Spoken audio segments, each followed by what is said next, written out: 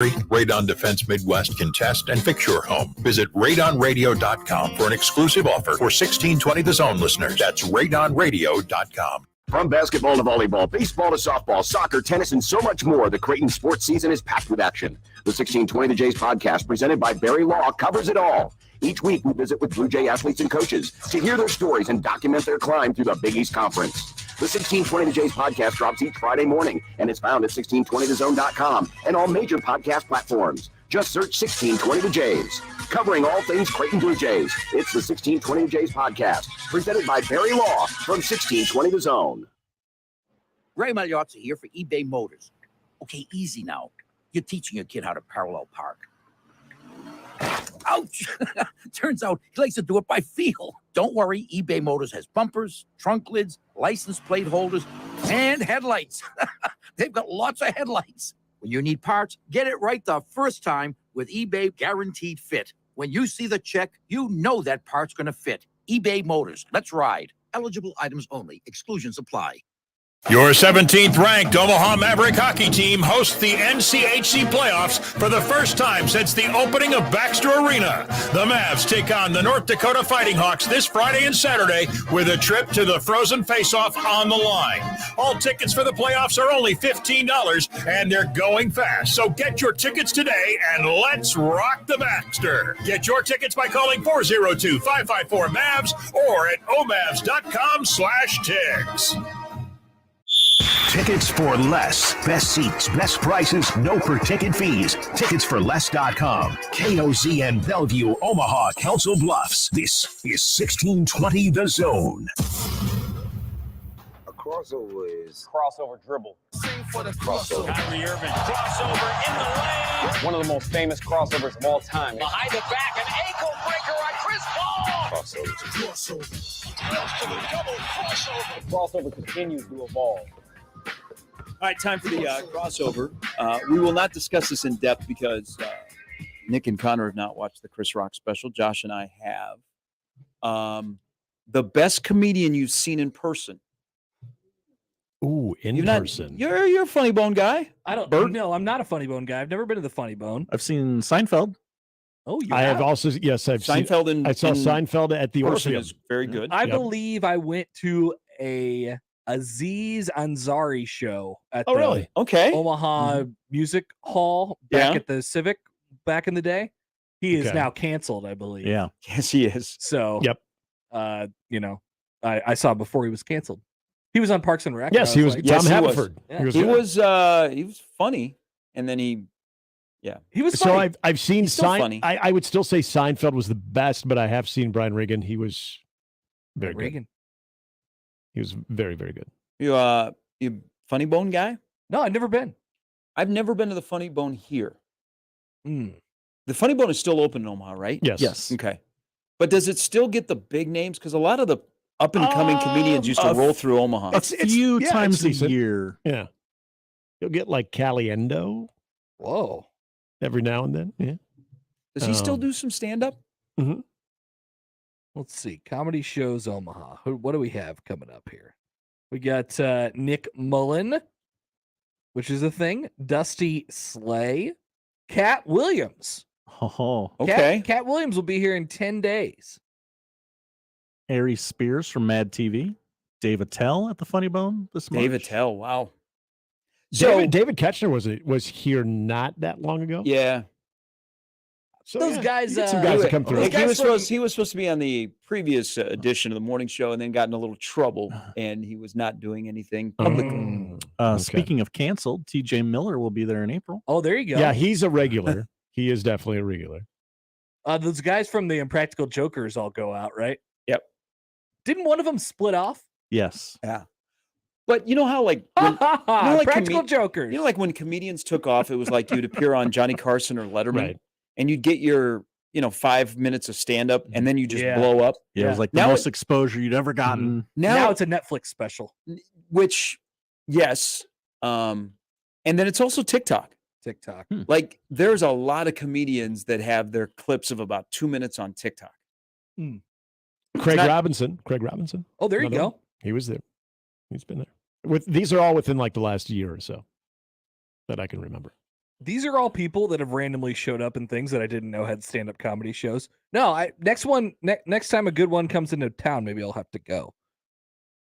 Or maybe I'll just sit around for a night at one random guy and sit there. Did you guys ever laugh before he unfortunately passed away? Jay Medicine Hat, the Yes. hypnotist. I'd seen him like multiple occasions. The hypnotist. Yeah.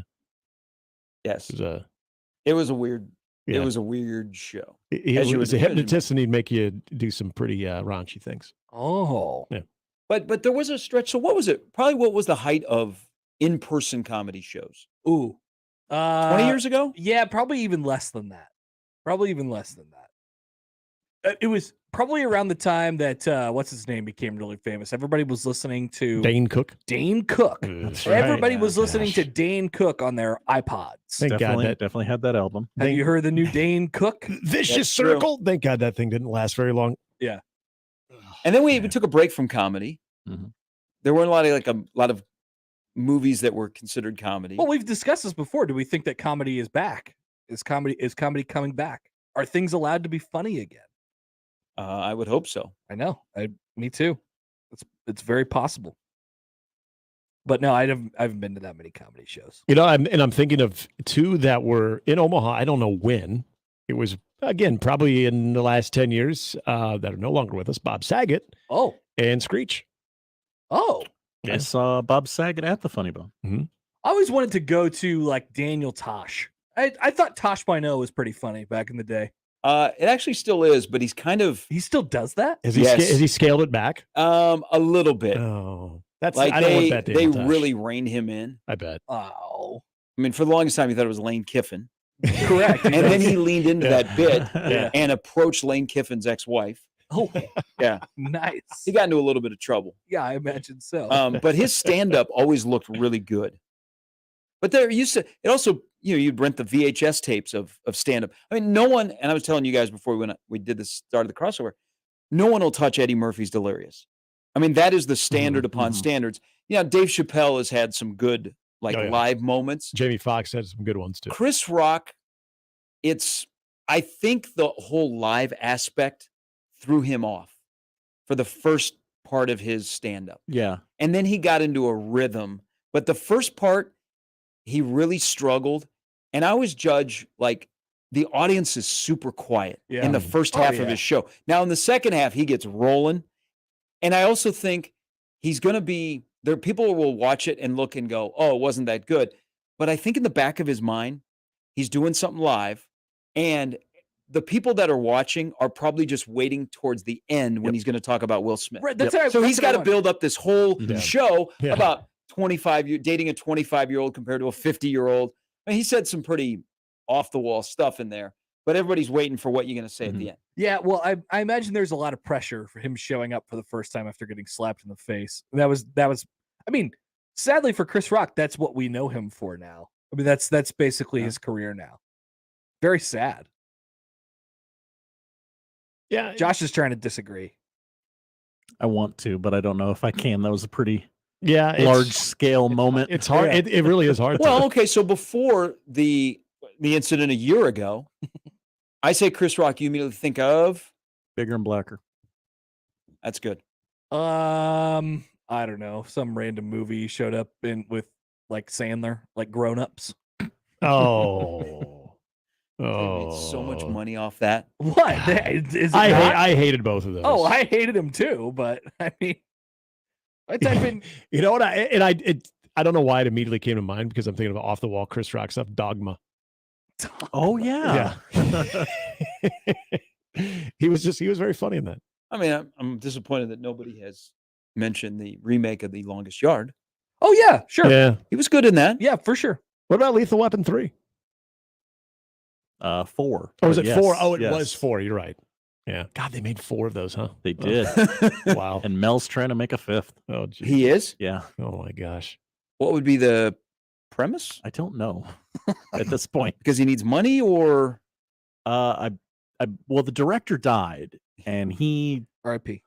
has the rights, or has so he's like, okay, I'm Mel Gibson. I'm 67. What? When you guys take up the mantle, when you guys get a chance to watch the special, see if some of the stuff that we're talking about is I'll watch spot on. it. Yeah, I'll watch it's it. happening today. Hey, now It's I got a happening. question here, Josh, about a movie that probably is going to win big on Sunday night. Okay. Am I led to believe that The Whale was filmed in basically one room? Yeah, the movie takes place in one apartment room. That's the one with Brendan Fraser where he's really fat, right? The whole movie is in one room. I believe they go to the patio from time to time, but I don't think they leave the apartment. So I saw some clips. It looked very they sad. they took it It from is. the stage to the theater, right? That would make a lot of sense. Yes. What they transformed his character, because I heard a little interview with him yesterday, and he said he got like a lot of negative feedback, because of how large they made him. His remake is unbelievable. The makeup job is incredible. I mean, he looks 450 pounds. Yeah. Well, people were commenting on it like, I just hate to see Brendan Fraser so sad. And they were like, yeah, man, this guy's... They remember him from Encino Man or something? It's a turn. Yeah. Airheads, The Mummy. Definitely Encino Man. Did you guys ever see it was one of the better Brendan Fraser movies, and it was unfortunately about a societal issue of anti-Semitism. School Ties? Yeah. Yeah, I thought that was a very good movie. Pretty solid, yeah. Good Brendan Fraser movie, too. Had who else in that? Matt Damon? Damon's in it. You got Affleck's in it. Yeah. Of course. You had Damon and Affleck. There's a couple other familiar Robert folks in Downey there. Jr.? What's his face? Rip. Cole Hauser's in it as well. Oh yeah. Yeah, so I Chris think, O'Donnell. That's what I was thinking. by the way, Yellowstone update, Gary. I've finished the third season now. Okay. So the end of the third season is pretty wild. Yes. There's some explosions. Oh, yeah. Yep. And some attempted assassinations. Yep. More trips to the train stop. A couple more trips to the train stop. Yeah, so I think we're an episode or two deep. I'm into season 4. I'm not all the way in on that, but there's a couple characters who Rip is great. Rip is great. Rip is fantastic. You know who's grown on me too is Walker. Basically everybody Big else Walker I fan. hate. Yeah. But that's the goal. Like, are you still John on? Dutton, yay or nay? Yeah, for sure. Yeah, Okay. No, Costner does a really good job. What about of being Casey? Old grunty guy. What about Casey? I like Casey. Casey's too. good people. Yeah, I like Casey. But there is an issue going on right now. So the first half of season 5, Yeah. then they took a break. They have not filmed the second half. Oh, they haven't They filmed haven't it? even filmed. It starts No. in the summer. Yeah, it's supposed to be in July, right? Well, they've never said when it started. Oh, I thought for some reason I heard July. They've got stuff that they filmed in the fall that's going to be part of the second part. But Costner is doing like 2 films before the end of this year. And they're trying to work around his schedule. And so like the back half of Yellowstone is up in the air. I just do a bunch of flashbacks. But like They could have ended that a long time. Well, With old I Lucas. think they could have probably done it year 4. Like I think Ted Lasso getting out after 3, but Secession is going to be done now, and I'm like, you've good. got more. No. Mm-mm. You think 4 will run its course? Well, I don't know if it has to run its course. I think you still want to, you want to end it while it's still there's still a little bit of juice there. It's a very good show, but I'm at a frustration point with it because the entire crux of the show is called Succession. Who is going to take over? And every year at the season finale, Brian Cox just goes, "I'm not leaving. Bleep you." It's me. Bleep off. Yeah. So that's what's going to happen at the end of the show. Somebody will secede. Okay, so I've watched 1 episode, and I know that it's super popular because it's recency bias. Last of Us. How long of haven't a seen shelf it. life does I've never Last seen of it. Us feel like it'll have? I'm waiting for them all to air so that I can just Yeah, I've never seen it. go. But Last of Us feels like it's going to be a max 3. Like Ted Lasso. Yeah, that's Ted not going to be Lasso on for seems 10 to years. be perfect. Just do 3 years. Uh-huh. And they are ended on the 3rd, right? Yeah, This is and it. Good. people are really upset, and he's like, "Nope, this is perfect." Yeah, This is the story we're telling. The Yes, story and we're done. is yeah. I can appreciate that. End it with a little bit of juice left. Still, Mhm. I think that's the key. You can't be So- like The Office where people are like, "Well, season 8 was horrible because Michael Scott was gone." And we rebounded a little bit in season 9. Then you have the big old wrap up, and you just have to like make everybody happy. at the end. Yeah. Well, You gotta sort of. I mean, so not a every prime- show's gonna have a great ending. Prime discussion of this is: were we ready for Ozark to be done? I never watched the last season. I Wow. wasn't all the way in on that show either. I know people really liked it. I loved Ozark. Yeah, I I think with Ozark, we already put ourselves into a corner that this was going to be our last year. So we had to wrap so many things up, so many different storylines. And all of a sudden, that's things tricky. started just going. I mean, instead of developing things, it was like bam, bam, bam. Yeah, all of closure these, on everything. people are dead and the story's wrapped up and we're done. Well, there's a lot of death. Yes, I definitely did not like the finale. The finale was, very much what you said right there. It just too much closure, almost premature closure. I know that sounds really weird, but it's just like, okay, wait, no, I need more from this. You can't just end that part, or you can't just give me like closure on this part. But, like there's still something to be told here. So do you think that more shows post Sopranos are doing closure because Sopranos got such negative? Yeah, they got feedback killed because they didn't close their. That shows are like now. Oh yeah, we'll close. We'll make sure there's a finale. So we were all looking for a remote, wondering, did we just turn the TV off? I mean, but nobody. You're not going to like the ending. Every ending in TV show history has been like, yeah, I'm not so sure about that. I don't know. The thing I maybe Breaking appreciated- Bad is the Breaking Bad was pretty good. only example. Seinfeld wasn't a huge fan. Cheers was Yeah, pretty Seinfeld good. was meh. Well, because remember when he talks about we'll be gone for a year and then we'll be back. Everybody interpreted that as, oh, Seinfeld might be coming back in a year. It's like, no, that it was just something that they said. But in the Sopranos one, the fact that it was open for interpretation, which I loved. I don't know if it was the director or somebody said they wanted the feel of the audience getting whacked. So all these years removed, all of the whacking that was taking place, they wanted to whack the audience. That's why the screen went black. I did. I was looking for my remote because I thought, seriously, my cable went out. I wonder if the real truth about how it ended, if James Gandolfini had not passed away, if he would have, a little bit later past the ending, spoke more about what really went into it. Yeah. Because there's no way that he didn't have a say in how it was going to end. Yeah, or the director didn't tell him, okay, here's what happened, so you can act it. Well, weren't they going to do a movie? I thought they were going to do a movie. Well, they did. Kind of... They did an offshoot of it. They did it Young Tony, which actually wasn't bad. But they were going, like the word was they were going to do a movie. Yeah, that would better explain. He passed away. The finale. Yeah. All these years removed from the finale, I have grown to appreciate it. Yeah, but at the time, I was like, come on. Yeah, but it was open for interpretation. Make a decision. I agree. I never watched that show. It's okay. I know. Well, thank you for saying that, because usually it's not okay with people. No, you know what? I understand. People sometimes make mistakes in life. I do. I a lot with TV and movies. What's the oldest show that you've gone back and watched? Ooh, good question. Like any of us. Cheers. Like you I went back and watched. We were watching Cheers. MASH. I tell you this, Josh. I only remember MASH as a kid. My parents would watch it every Monday night. And there was clearly not as many options, to watch. So everybody watched MASH. The stranglehold that MASH had on this country when it would come on is unreal. Right. Yeah. The viewership numbers are crazy. Yeah. As soon as you heard that jingle. I actually think my answer might be Seinfeld. Well, that goes back to the 90s. If you go back to the first season, that goes back a ways. Every time Seinfeld's on reruns on like Comedy Central, at the end, the production credits will tell you what year it aired, and I always look and I go, wow, that's like 30 years ago. 30 years ago. Just definitely hate myself right now. But look at the staying power. Yeah. Oh yeah. Like it still airs daily. Yeah. And it's still relevant. It's still relevant. Like, I don't know, is Friends still relevant? Yeah, it's on TNT like nonstop. Do people still watch a lot of Friends? Like, I think people watch Friends. So Office is on all the time. Big Yep. Bang Theory's on all the time. Yep. Friends and Seinfeld.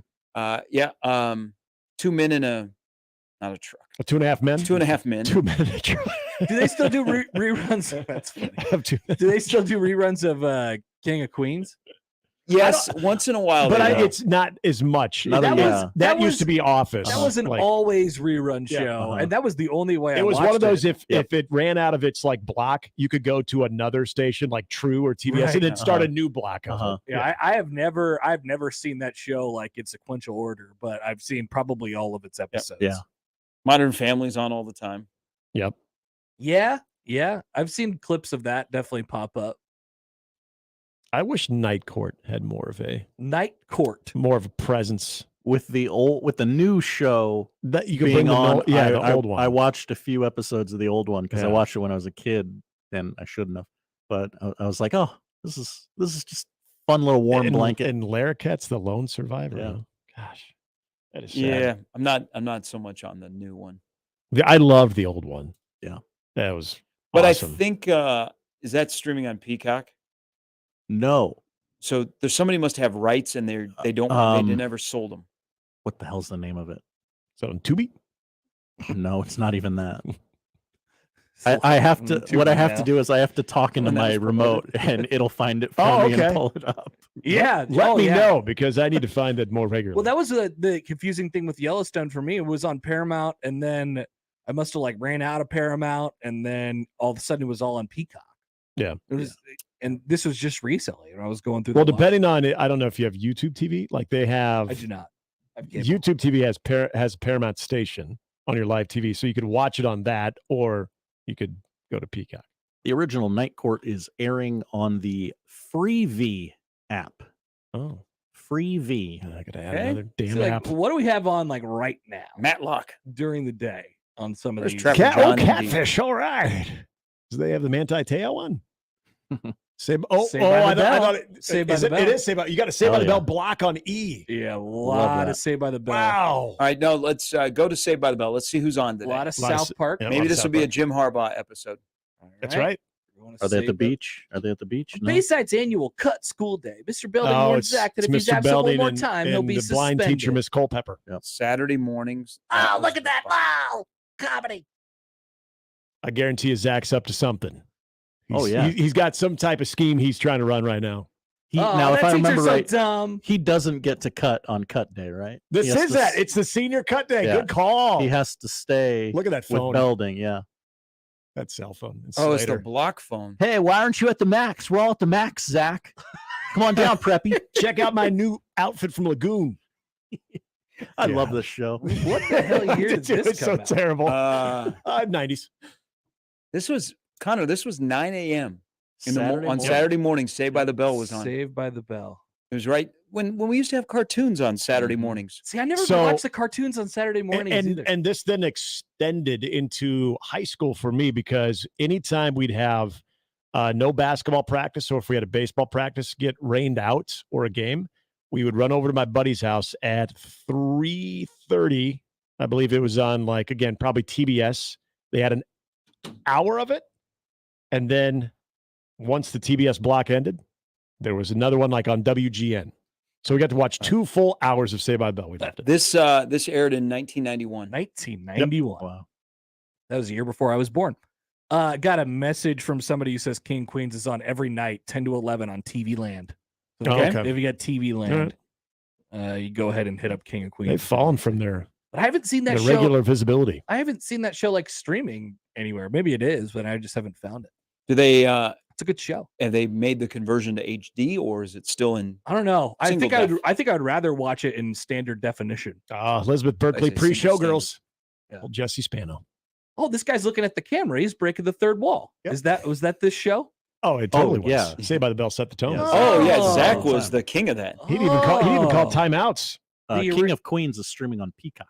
Okay, Oh. there you go. I'll be the next thing I'm on. I had to do once I finish up this season 4. Because what's the deal with season 5 of Yellowstone? Why am I not supposed to watch it? No, you can watch it. They're only halfway through. Yeah. But it sucks. You said right. And you're It's a little slow. You're like a huge Yellowstone Yeah, guy. they tried to. They've brought some characters back into the storyline. Mhm. Mm-hmm. And they've introduced some new ones. Yeah, it's. I mean, there's. It ends with high drama. I mean, there's stuff going to happen. So after I finish up that, what's out Yeah. right now, I got to go back through my rewatch of There's some Succession. politics. The family is about to be blown up. I think Succession is There's the some only. politicking going on. Succession is probably the only show, and when there's a good show that's out that I'm into, I will watch it. I will do my best to watch it live. Like Sunday night, I will watch Succession. Last year, it was a year ago yesterday. Winning Time debuted. Yes, that is true. Oh, Winning Time debuted. really? Yeah. Yeah. So I don't That know seems when. like a long time. I don't know does. when that's coming back. But Is it coming back? I watch that every. Yeah, they're doing Yes, season there 2. is a season 2. All right. I watched that Well, live Sunday night. So I think we might have had this discussion last year, actually. Like, try and figure out collectively as a country shows that we watch live. Like Sopranos was one of those. Breaking Bad is another. Absolutely. They're less and less now. Yeah, Game of Thrones. Game of Thrones. One. I did watch Entourage. Whatever they put in that Live. Sunday night, 8 o'clock, 9 Yeah. o'clock on HBO, Yeah. that's usually the one. Yeah, The Last of Us has become that one. Yeah, that's definitely the one right now. The one right before it White was Lotus? White Lotus. Yeah. We were, Which I know nothing about the show except It's for good. its theme song where they go. I had no idea what the hell it was even about. We watched it, and I'm glad we did. The second season, first season, pretty good. And we were watching Big Sky. We were doing that one Big Sky. live, and now I could care less about it. Yeah. It got away. Big Sky tried too many different things. It did. Texter says, "Don't Big forget Sky. Dallas or Falcon Crest." Falcon Crest. Well, I never watched Dallas. Well, so that was Friday night CBS because Dukes of Hazzard was on at 7, and Dallas was on at 8, and then Falcon Crest at Falcon Crest at 9. Or no, Fantasy Island, I think. That's a nice little night of television right there, actually. When did Gilligan's Island go? Oh, People were watching Gilligan's Island, like the 70s, late 70s. but like what time? What time? It had to have been one of those 7? shows, right? Yeah. You know what my dad does still? He will still go to whatever channel. I don't even know what channel it's on, but like I go over to my parents' house and there is a constant live stream or a constant stream of Twilight Zone episodes going on. My dad watches Twilight Zone. I mean, I've gone back and watched quite a few. The black and white Twilight Zone the movie. Yes, Wow. the black and white Twilight Zone. R.I.P. Yeah. And I'm like, That's good. I've seen that. I've just seen this before. From The just being alive. first season of Gilligan's Island aired Saturdays at 7:30 p.m. Connor. Saturdays at 7:30, And then it eventually moved to Monday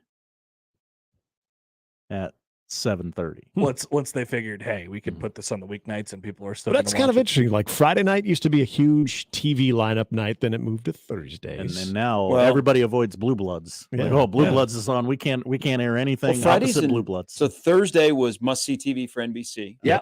And then Fridays became pretty popular Mhm. because it was so CBS had the Incredible Hulk, Dukes of Hazzard, Dallas. Mm.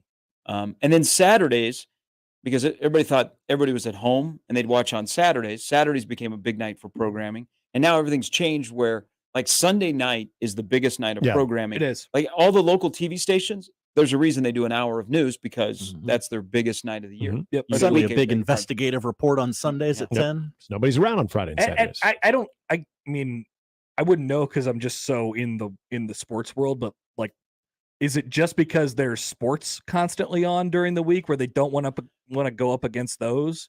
Like they don't want to put a TV show up against that. I don't know how they do ratings wise, but I'm obviously watching sports during the week, so I'm not watching any TV shows live during the week. So I don't know. I don't know what the thought is on that. But yes, Sunday night is the moment right now where everybody's going in on Sunday nights. Well, I guess just HBO. Yep.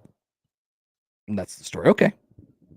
What are the biggest TV shows that aren't on HBO? It's a great question. I don't know. Yellowstone isn't Yeah, on HBO. Yellowstone. Well, is there any like FX shows on right now? Well, hold on. Yeah. So this is how things have AMC? changed. What's AMC doing? Are they still doing season 14 of The Walking Dead? There was always The Creek. That was not on That show HBO. sucks. Really? I don't know about The Creek. Walking Dead. No.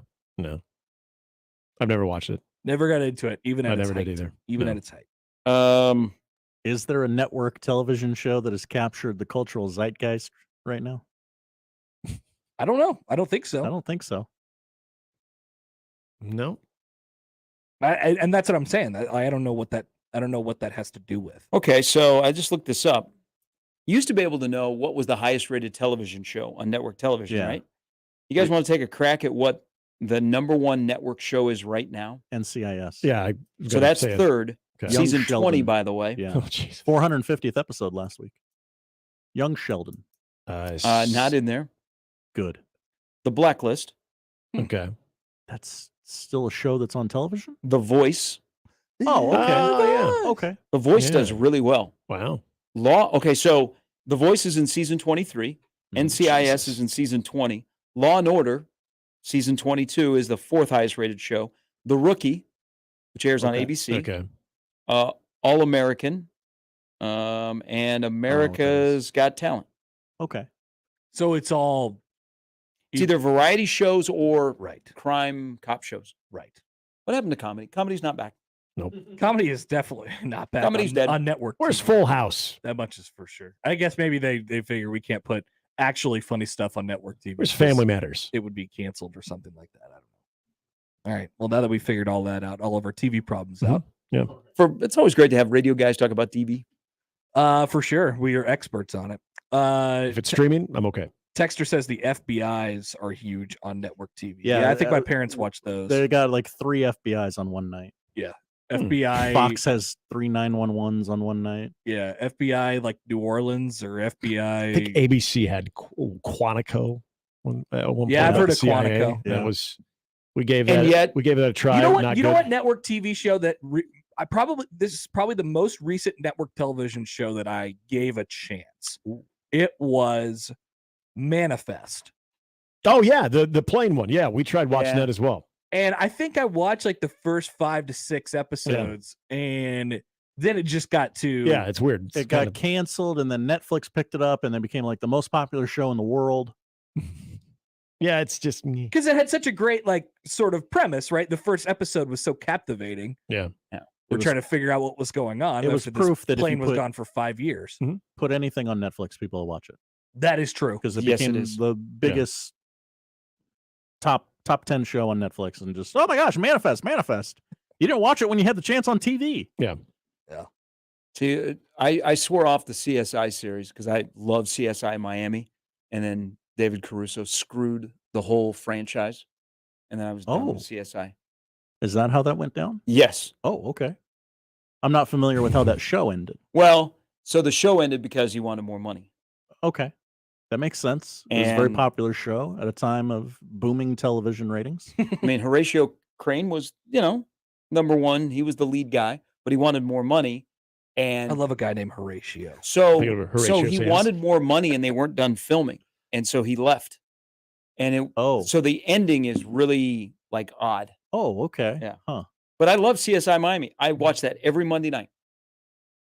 And he wanted more money, kind of like like Friends wanted more money, and they were going to threaten that Mhm. Friends was just going to end like that. Yeah. Basically, CSI Miami had to hurry up and finish up all these storylines. Jeez. And I was done with CSIs. But they still exist. They're everywhere. No, There's gosh. New Orleans. There's Oh, LA. yeah. There's 100 of them. But the fact- that's the problem. I can't keep many of them straight. I But don't know the what's going fact on. that like Law and Order has been around for 22 years, Clunk, clunk. and then Grey's Anatomy, Still on, even though no one from the Oh, yeah. original cast is on that show. but they always come back. Yeah. Yeah.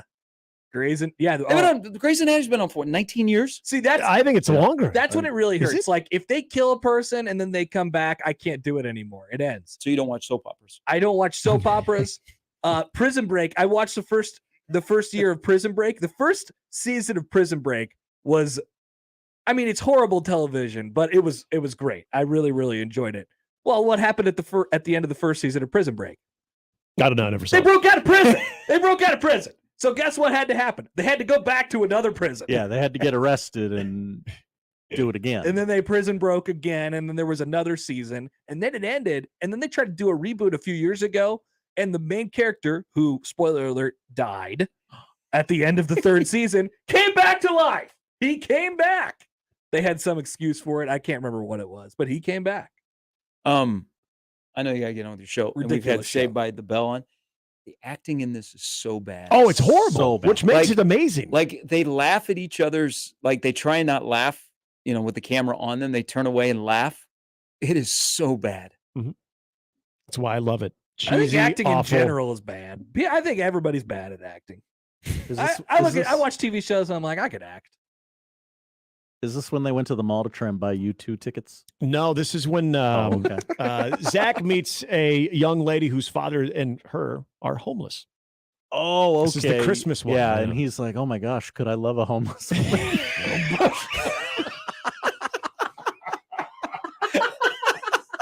What I- premise.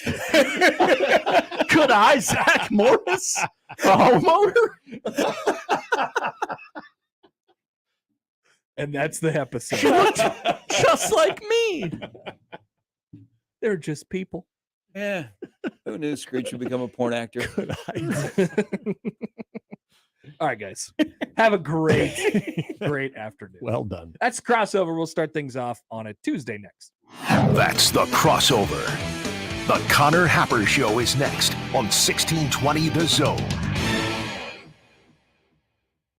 Previously on Unsportsmanlike Conduct. He can play internationally and make really good money. How much does he want to play in the NBA, and how realistic is that? Because you're right. He could make a good amount of money going and playing overseas, going and playing in his home country. And you can still have a pathway to the NBA. As international as the game has become, you don't necessarily need it if you want to improve your prospects. You do wonder if people get homesick. Unsportsmanlike Conduct with John Bishop and Josh Peterson. Weekdays 2 to 6 on 1620 The Zone.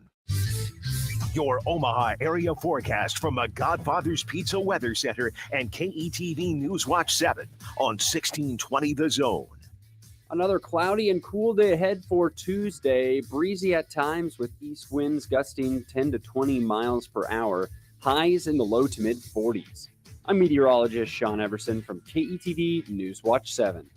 Do you like to shoot fireworks? Would you like to get paid to shoot fireworks? J&M Displays wants you. Help shoot an Omaha Storm Chasers game, Memorial Park display, or any of the major shows in western Iowa and all of Nebraska. If you like to travel, J&M covers Nebraska, Kansas, and most of Missouri. They offer free training and great daily pay rates, which makes it a perfect part-time job. Visit jnmdisplays.com and click the Join Our Team tab to find out more. J&M Fireworks. Email us on the Equitable Bank inbox with whatever is on your mind. Zone Inbox is brought to you by Equitable Bank. We take banking personally. You can get me, Gary, at 1620thezone.com. We want to hear from you on the Equitable Bank Zone Inbox. Are you the kind of person who feels sorry for anyone who works in an office? If you prefer to be outdoors in the sun, or the rain, or the hot, or the cold, then Quality Irrigation would like just 30 seconds of your time. If you have experience with irrigation systems and would love to work with a team that'll make your career more rewarding, Quality Irrigation is the kind of company that'll reward your hard work, smart ideas, and initiative. Visit quality-irrigation.com and click the Careers tab to apply today. Equal Opportunity Employer. Nick Handley here from my friends at DJ's Dugout. If you're like me, you love March basketball. DJ's is the place to watch all of the exciting tournament games. DJ's has all the feeds to watch all the big tournament games on huge media walls at the same time. And cheer for Creighton with a Blue Jay lemonade, of course, plus great daily food and drink specials. DJ's Dugout is locally and Vietnam veteran-owned. 7 metro locations. Dig in at the Dugout. I always wanted to learn Spanish, but I never thought I'd have the time. Then I discovered Babbel. Babbel's lessons are fun. They only take like 10 or 15 minutes, and in 3 weeks, presto, you're starting to speak another language. Like magic. I love that Babbel's lessons aren't just robots talking. They're voiced by native speakers, so you get the pronunciation just right. And they're designed by real language teachers, so you learn how to have real-world conversations, things you'll actually use. It's incredible. After using Babbel, I'm ready to start having real conversations in French. There's all kinds of ways to learn. Use Babbel's podcasts or games or videos. You can even join live classes with a language teacher. If you want to learn a language, there's no faster, easier, better way than Babbel. Babbel. Babbel. Babbel. Évidemment. Go to Babbel.com to try for free. That's Babbel.com. Babbel.com. The postseason makes its annual stop to Madison Square Garden. It's quarterfinal Thursday of the Big East Tournament. The Creighton Blue Jays. Pregame coverage begins at 8 p.m. Tip-off at 8:30. Thursday night on 1620 The Zone and 1019 The Keg. Make the right call, fans. The Rooferees at John Higgins Weather Guard. Rooferees. It's the Connor Happer Show. Are we sure we want to do this? Could you, make an announcement that we're ready? It's the Connor Happer Show on 1620 The Zone.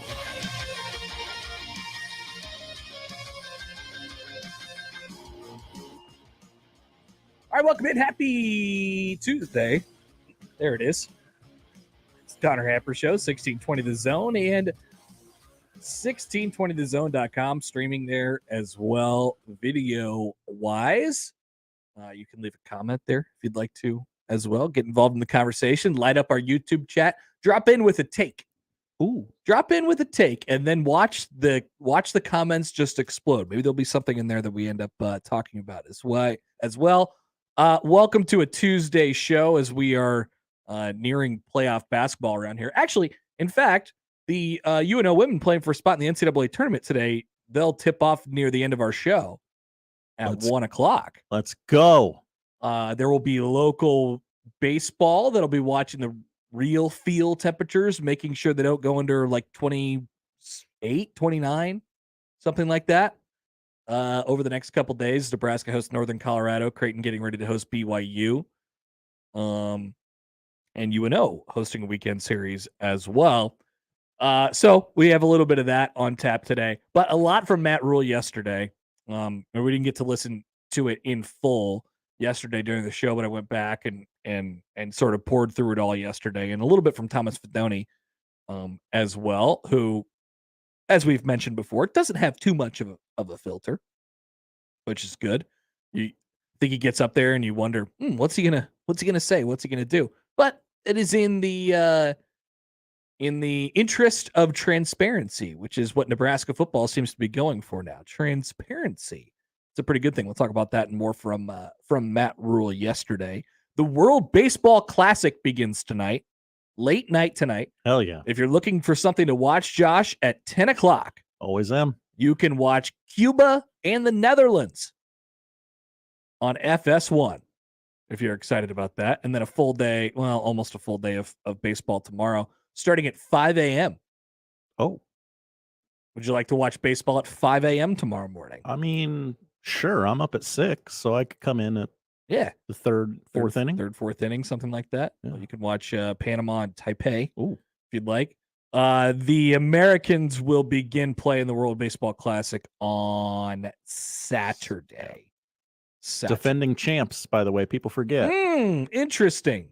By the way, on the World Baseball Classic, if you've watched, like Vinny Pasquantino is doing like vlogs for Barstool, I guess, during this. Oh, okay. And it is he's just basically giving people an update on what's going on, his whole flight over there, and being, because he's on Team Italy, of course, and they are in Taiwan right now, and they'll play a couple games over the next few days. It's much. I don't know. Vinny Pasquantino is a future.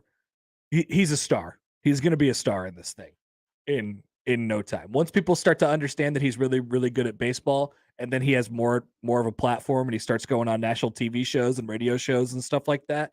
Yeah, he's going to be a star. So watch out for that one, by the way. But yes, the World Baseball Classic starts today. I've named myself the commissioner of the World Baseball Classic. Congratulations on the YouTube stream.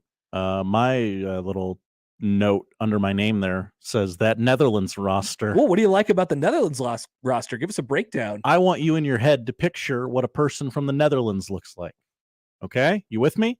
That's not what anyone on the Netherlands roster looks like. You're asking us to stereotype. I kind of am. Yeah. Could I interest you in Kenley Jansen, Xander Bogaerts, and Didi Gregorius suiting up for the Netherlands? I remember them being in the last one. That's pretty well. Here's another one. I believe Lars Nootbaar of the that sounds about right of the St. Louis Cardinals. No, Josh, he's on Team Japan.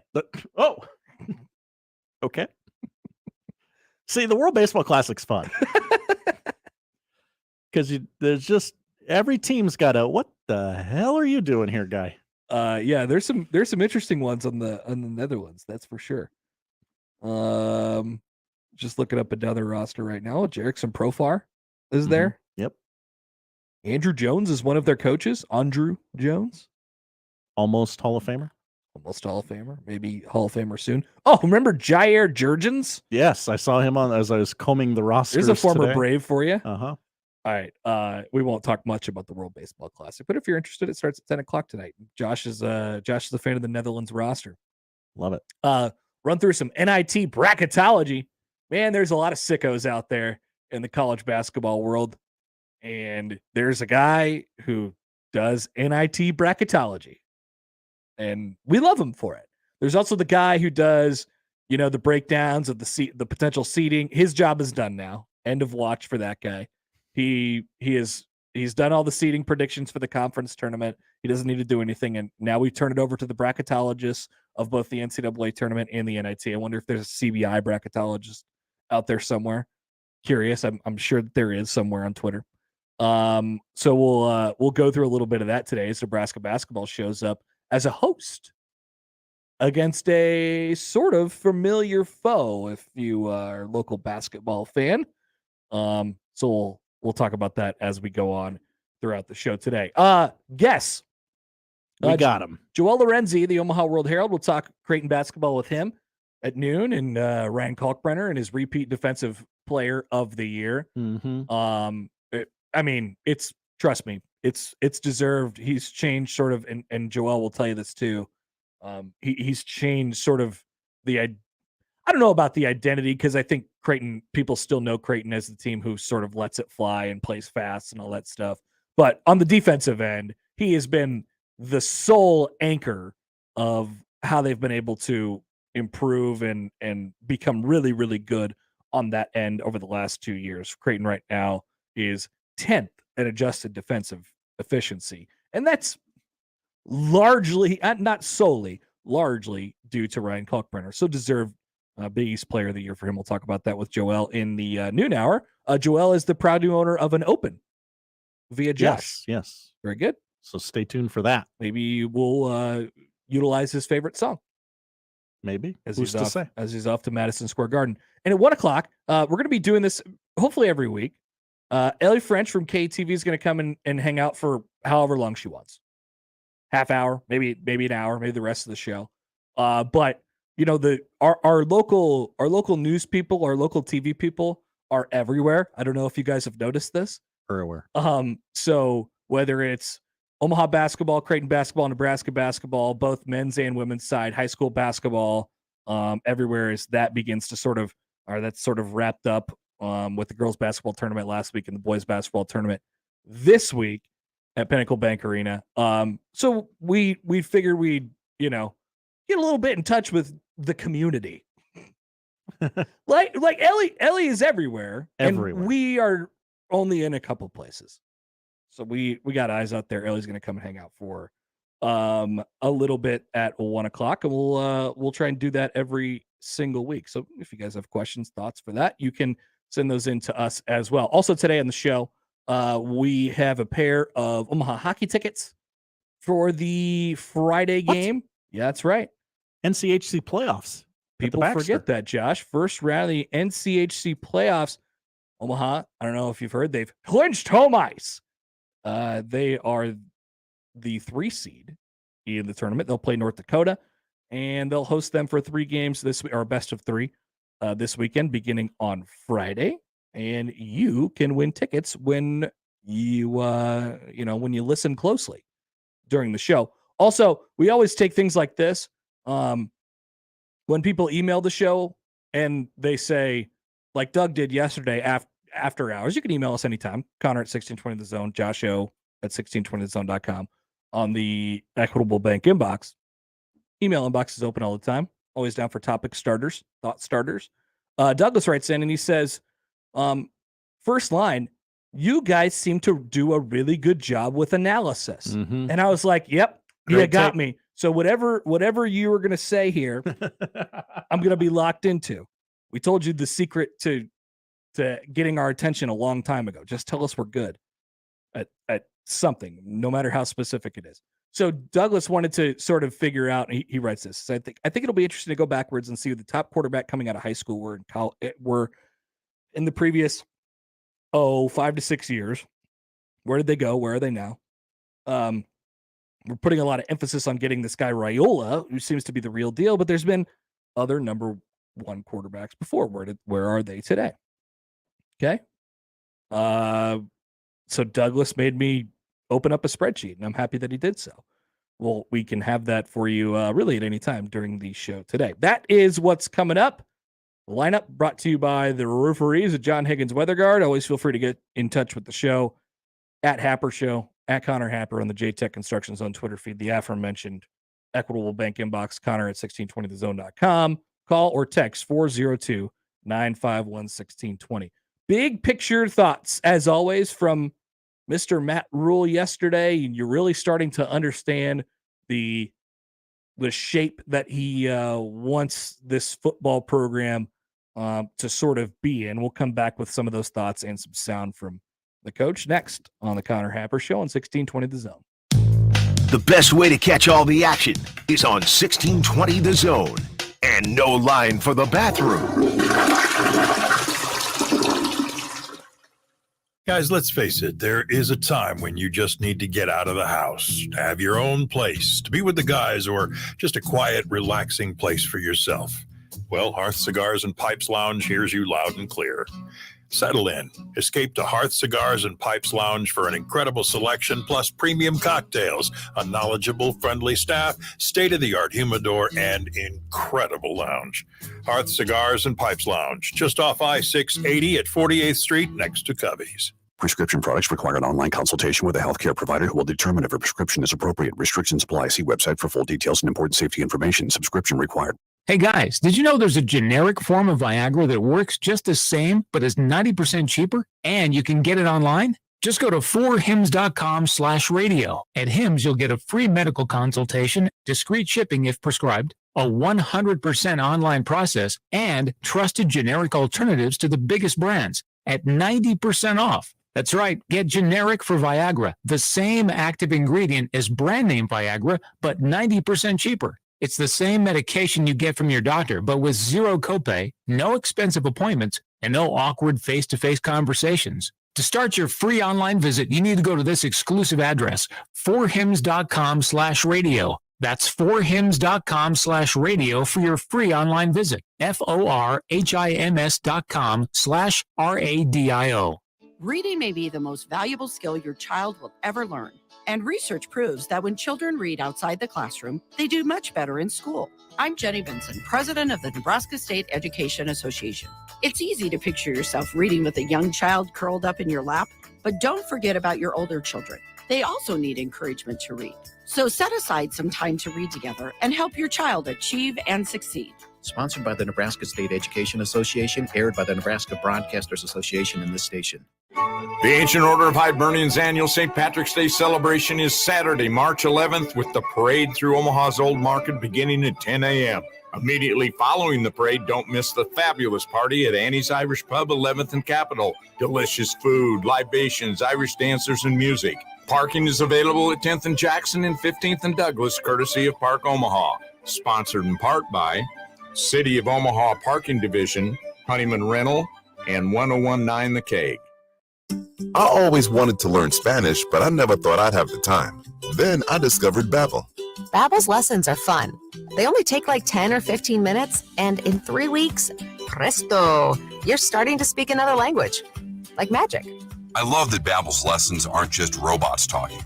They're voiced by native speakers, so you get the pronunciation just right. And they're designed by real language teachers, so you learn how to have real-world conversations, things you'll actually use.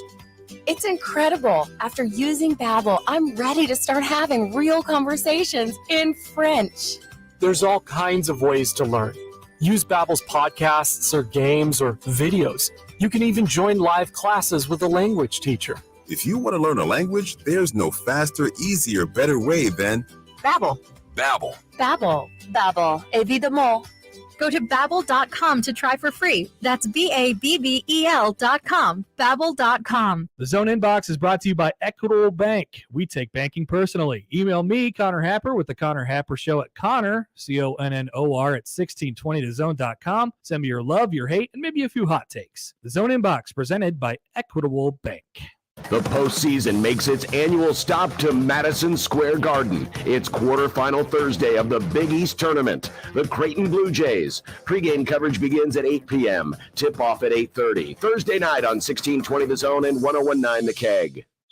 Tickets for less. Best seats, best prices, no per-ticket fees. Ticketsforless.com. KOZN Bellevue, Omaha, Council Bluffs. This is 1620 The Zone.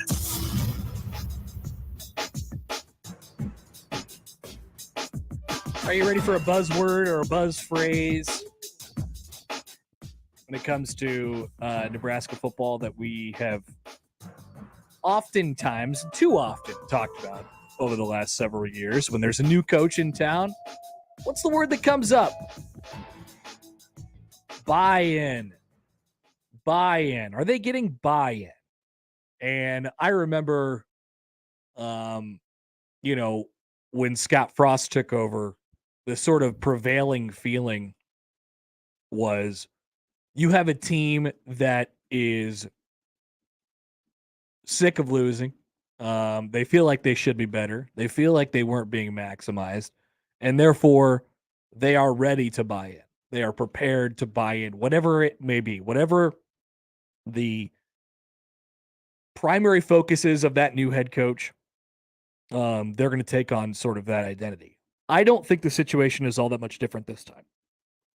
I think the bullet points are a little bit different from Matt Rule. I think you're seeing a little bit more of a holistic, fundamental approach to what they're building, but you're doing so with the knowledge of what this team has been over the last couple of years, and you get to go off of what you see if you're Matt Rule.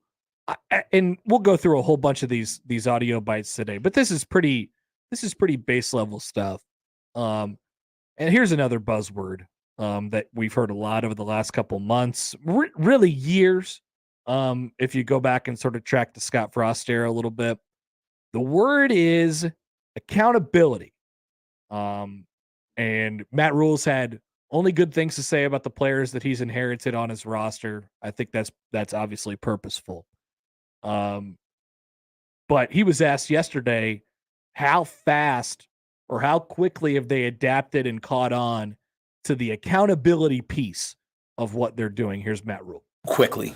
These guys are really, really competitive. So, I think if you talk to the other athletes on campus, I think we had I showed up to a tennis match. I think we had 30 football players at a tennis match, so that's sort of hey, we can do things to earn points. Sometimes some guys can be too cool for school. These guys weren't. They wanted to do this. And, I did a similar thing, and Christian McCaffrey was fight, scratch, and clawing to win. So it's, good players like to win. I've just learned that over the years. And so these guys, but I think it's guys like Thomas, they Fedoni, it's guys like, Chief and all those guys. They really drove this thing. And, we had to replace a captain or two because they weren't quite doing everything right. This was good for our team to realize that when who you say you are is the same as who you actually are, what you actually do, you're living a pretty good life. And when you're not, people get exposed. So it's been fun, but it was pretty quick, to be quite honest. So he's talking about the offseason program, which they just got finished with. And that audio was in stereo, so everyone could hear it. Everybody heard the audio. Congratulations, everybody. Streamers, rejoice. He's talking about the offseason program, which they finished up. We'll get a little bit more details on this as we go on throughout. Rule talked about it a lot yesterday. But you have to, I guess, know first, it's not just tests. It's not just physical tests. It's not just tug of war or whatever, whatever the videos you saw. It is you earn points for showing up to other teams' events. It is getting to class on time or not being late, losing points for being late to things, not showing up to things. And then doing things as a team. I think Rule said, Matt Rule, he said yesterday that they got, as a team, they split them up into, I think 7 or 8 teams. And they got extra points if they all went to an event and all of them, and they took a selfie together, that sort of thing, sort of team building stuff. Back to what he said, a couple weeks ago, this stuff like eating all together in the cafeteria and the stuff that might seem sort of hokey. It's nothing, but it's everything. And that's the fundamental piece, I think, of what Matt Rule is trying to build. But he said it there at the end. And I think my takeaway from that is the first step to achieving accountability within a football program or a locker room or really anything that you're doing is actually holding people accountable. And I think there was this sense, and I always go back, this was the thing that stuck out to me the most, and it's still sticking with me right now. When Trev Alberts fired Scott Frost, and he had that press conference on that Sunday afternoon, September 11th. Never forget. And he said, I'll forget this part too. He said, we're gonna, something to the effect of, we're gonna stop saying what we did and talking about all the things that we did, and we're just gonna sort of do it.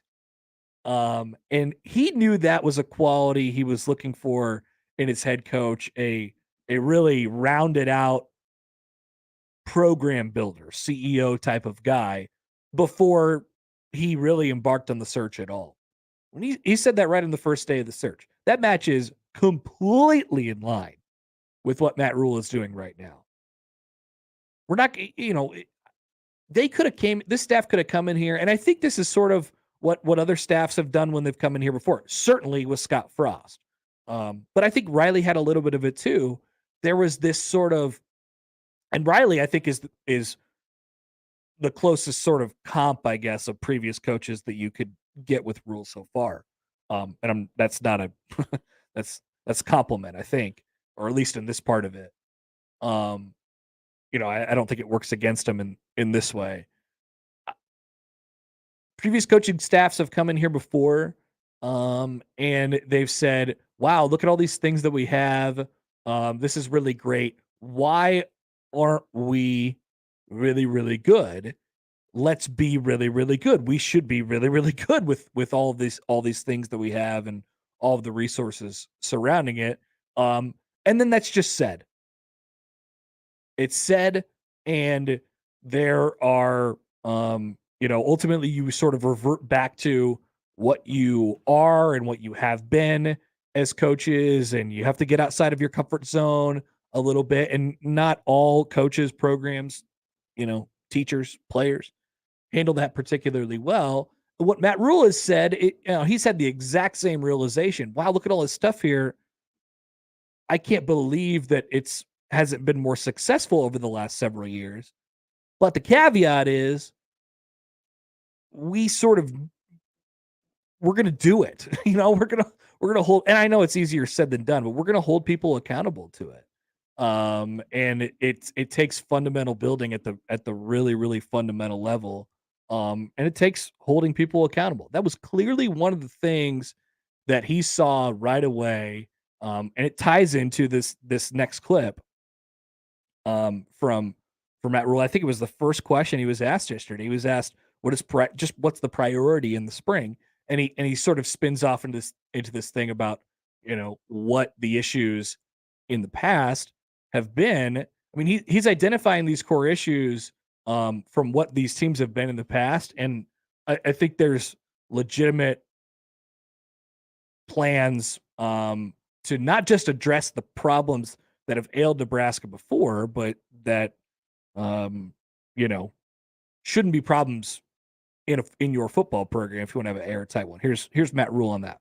We came into the offseason feeling like we wanted to, build strength and mobility. I think we have. Feeling like we wanted to learn the process and that we're going to undertake, and wanting to build a sense of brotherhood amongst the team. I think we've made a lot of steps in that direction. I think now it's just time to really that process take that over into football. In our program, practice is everything. It's the most important thing that we do. And whereas people focus on the results, we try to focus on things we can control, which is the way that we practice, the attention to detail. And what I'm finding with this team is they're highly, highly, highly competitive. But sometimes the small details, as do with most 18 to 22-year-olds, they get away from us a little bit.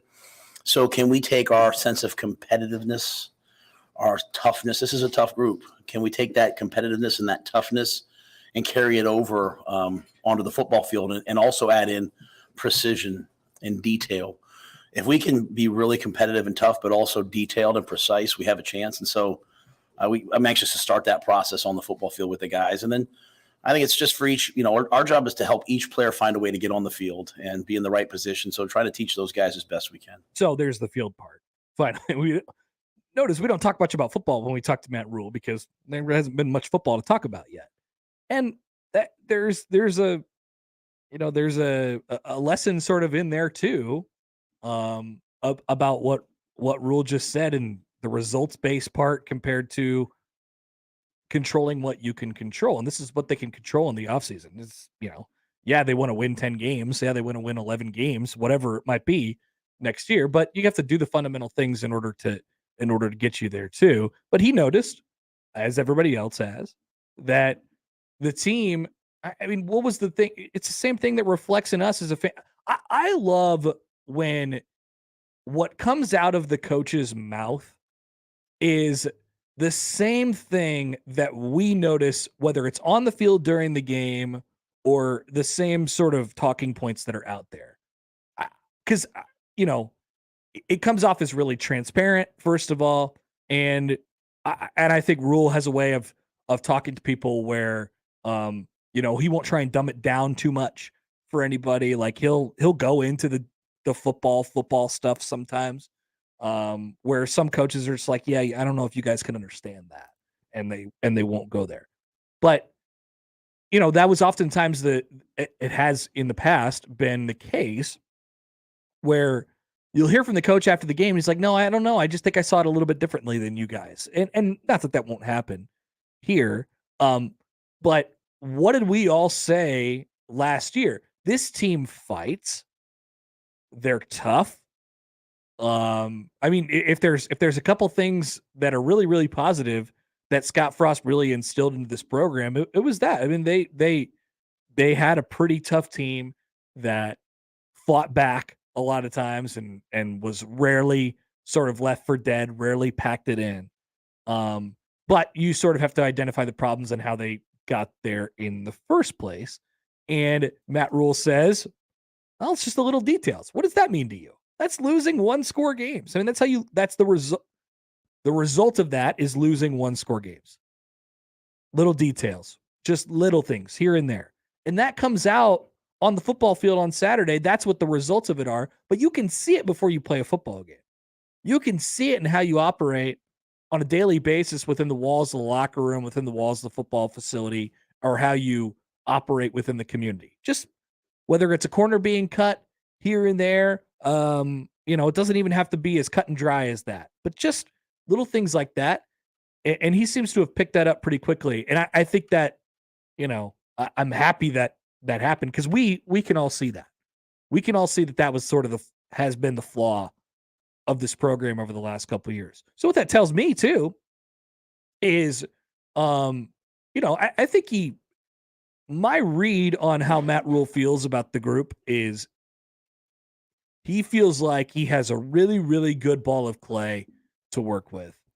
And I think he likes the challenge of having a nice ball of clay to work with, meaning some talented players and a good core and a lot of the key attributes already.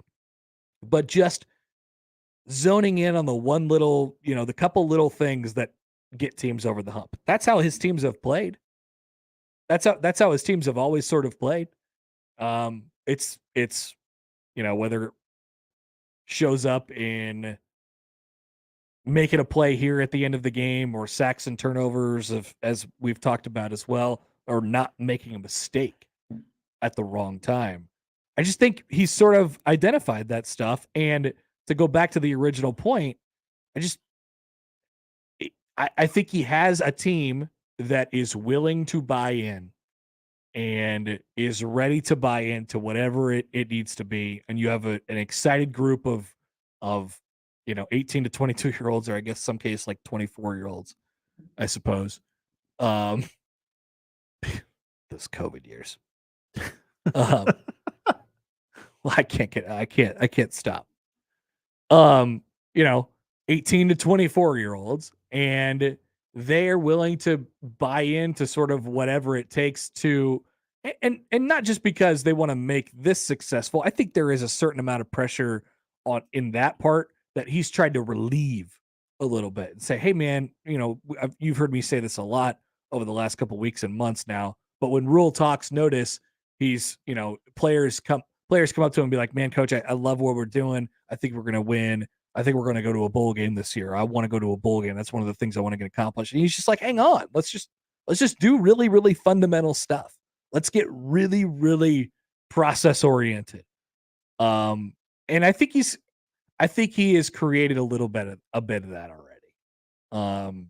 Now, who knows what it results in when it hits the football field?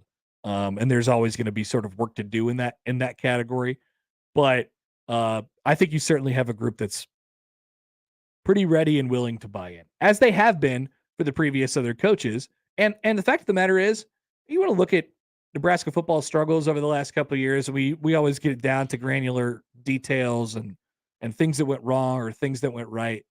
I will say this: each of these coaches, or each of these teams for the last 20 years have taken on the personality of their coach.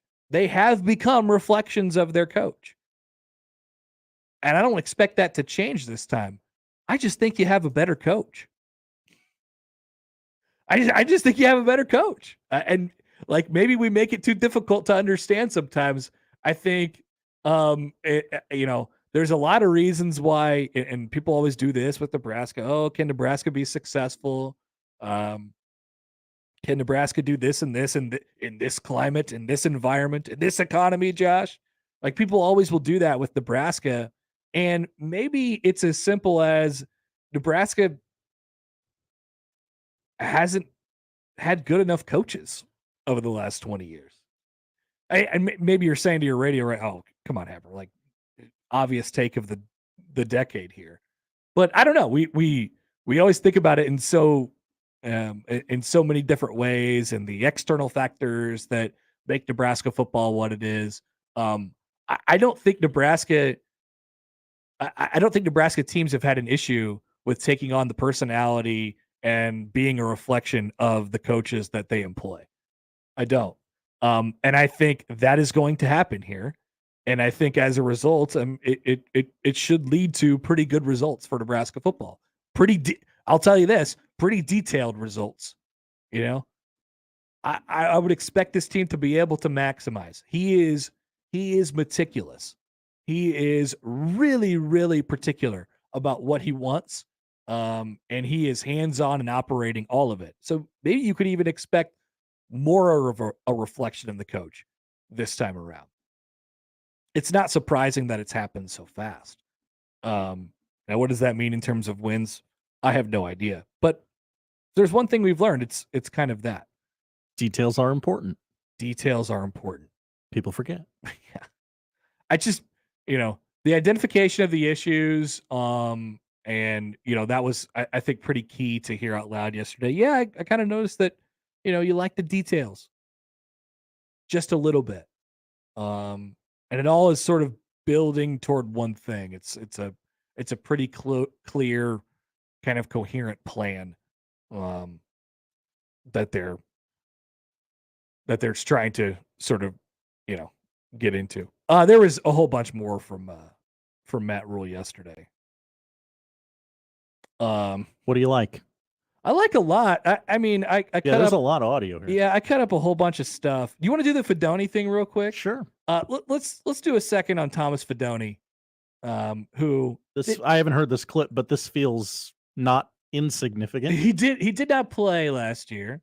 There was talk of him being able to sort of remember he retore his ACL in the spring, or I guess tore maybe his other ACL. I can't remember. He tore his ACL in the spring. And there was some conversation about, all right, is he going to be able to give it a go? What are we going to do with this? And the season went a little bit haywire. Obviously, coach got fired in September. And they decided, hey, we're just going to put you kind of on the shelf here. Mm-hmm. Here's Thomas Fedoni on his health situation, how he's doing right now. Will you be full go this spring? Oh yeah, I was full. I could have played last year. There was times where they wanted me to play, and I was getting kind of yelled at on the sideline for not being able to play last year because I couldn't. I wasn't, medically released, which is probably the best decision in the long run. But if they told me to suit up and play, I'd have been out there. Who's yelling at you? Well, I don't want to say, but I can probably. I don't know what they're doing now, but there's times where there was some coaches that were like, why isn't he suited up? Why isn't he playing? Because I wouldn't go with the ones or anything. I'd be with the twos, or not twos, the threes, fours against like the scout team ones, playing against, getting them ready really. And I was just getting myself, it was really just trying to benefit me and them at the same time because I wasn't going to play. So I just went and did things with the threes and fours and fives against the ones. And I'd be making pretty good plays, doing things that, no one else was doing on the threes, fours, fives. And I'd be getting in trouble because I'm not playing. Yeah, I imagine he was doing some things that probably were a little bit different against, with the threes and fours and fives. Can I play the first 10 seconds of this clip? Sure. Because I can pinpoint the second where he goes, "Oh no, I've said too much." Go ahead. Will you be full go this spring? Oh yeah, I was full. I could have played last year. There was times where I was right there. They wanted me to play, and I was getting kind of yelled down the sideline for not. No, you know what, Josh? I'm going to disagree. I don't think that's ever gone through Thomas Fidoni's head. I think I've said too much. That's true. I don't think he's ever had a filter. We said it yesterday. He doesn't have a filter, and just a little moment there where he's like, "All right, we're here." But there is a real sense over there that if, I don't even know if it's an if. The problem with Fidoni is you just haven't seen it at all yet. But if he, he's right there in the leadership category. Obviously, he was like the top. He was the captain of the team that ended up winning the offseason competition. I don't know how dependable you would call him because he hasn't played yet. But if he's good, I think you got a real guy there. I don't think that's breaking news to anybody. He's the former borderline, 5-star recruit. But I think the expectations have been tampered on him so much that he's going to probably blow people out of the water in the spring and in the summer. That would be my guess. He seems like a guy who is on a bit of a mission, if you will. Yeah. A little determined. Yeah. A little chip on the shoulder. Yeah. Little bit of that. And maybe ultimately, as he was getting yelled at by people last year for not playing, we'll look back on that and say, yeah, that was maybe the best thing. Or if he would have played last year, maybe we would have caught glimpses of it, and then the hype train would just be off the rails right now. I don't know. I don't know what it would be like. It was Thomas Fidoni yesterday. We have plenty more from Matt Rule. Plenty more from Matt Rule. You know what? While we were talking about the leadership thing, also there's a couple more things that I wanted to get to in this segment. The Big Ten basketball teams have just been announced. Yeah. Coaches, player awards as well. Yeah, so we'll just hang on for 1 second. I'll play one more Matt Rule clip, and we got more later too. So Fidoni, he was asked about Rule was at Matt Rule. He was asked about Fidoni in particular. I love how quick you can do that now. By the way, it's second nature. I don't even think about it anymore. Somebody came up to me in public a couple last week or so and was like, "I do that every time. I can't get it out of my head now." So you're welcome. All right, you're welcome. But I mentioned the leadership piece of it for Fidoni. Matt Rule had a really interesting answer. He was asked about Fidoni and his leadership in particular. And then he, as he does, he spun off into, labeling people. Well, the labeling thing actually was later, but he says to be careful with vocal leaders and how particular he wants to be in the leadership category. Just listen to this. This is interesting. I'm sorry. Which clip is that? Matt Rule, careful with vocal leaders, Fidoni. Oh, there it is. Okay, I'm sorry. We almost nailed it.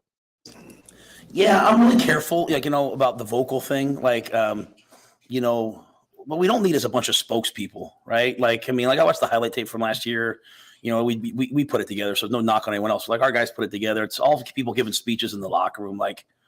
If you got to give a speech in the locker room, it usually means you're getting your tail beat. You know what I mean? So, to me, leadership is who's the first guy in the building, the last guy to leave, who does everything right, I said I wasn't going to signal people out, but I will say, like, who's a great leader in his own way is like Brian Buschini, probably the toughest specialist. And I'll get some text messages from some guy. Brandon McManus is probably going to call me here in an hour after saying this, but one of the toughest specialists I've ever seen. And so when you have guys like that competing at a really high level, it just drives everyone around them. And so, I think we have some good guys. But Fedoni, he just wants to win, and so.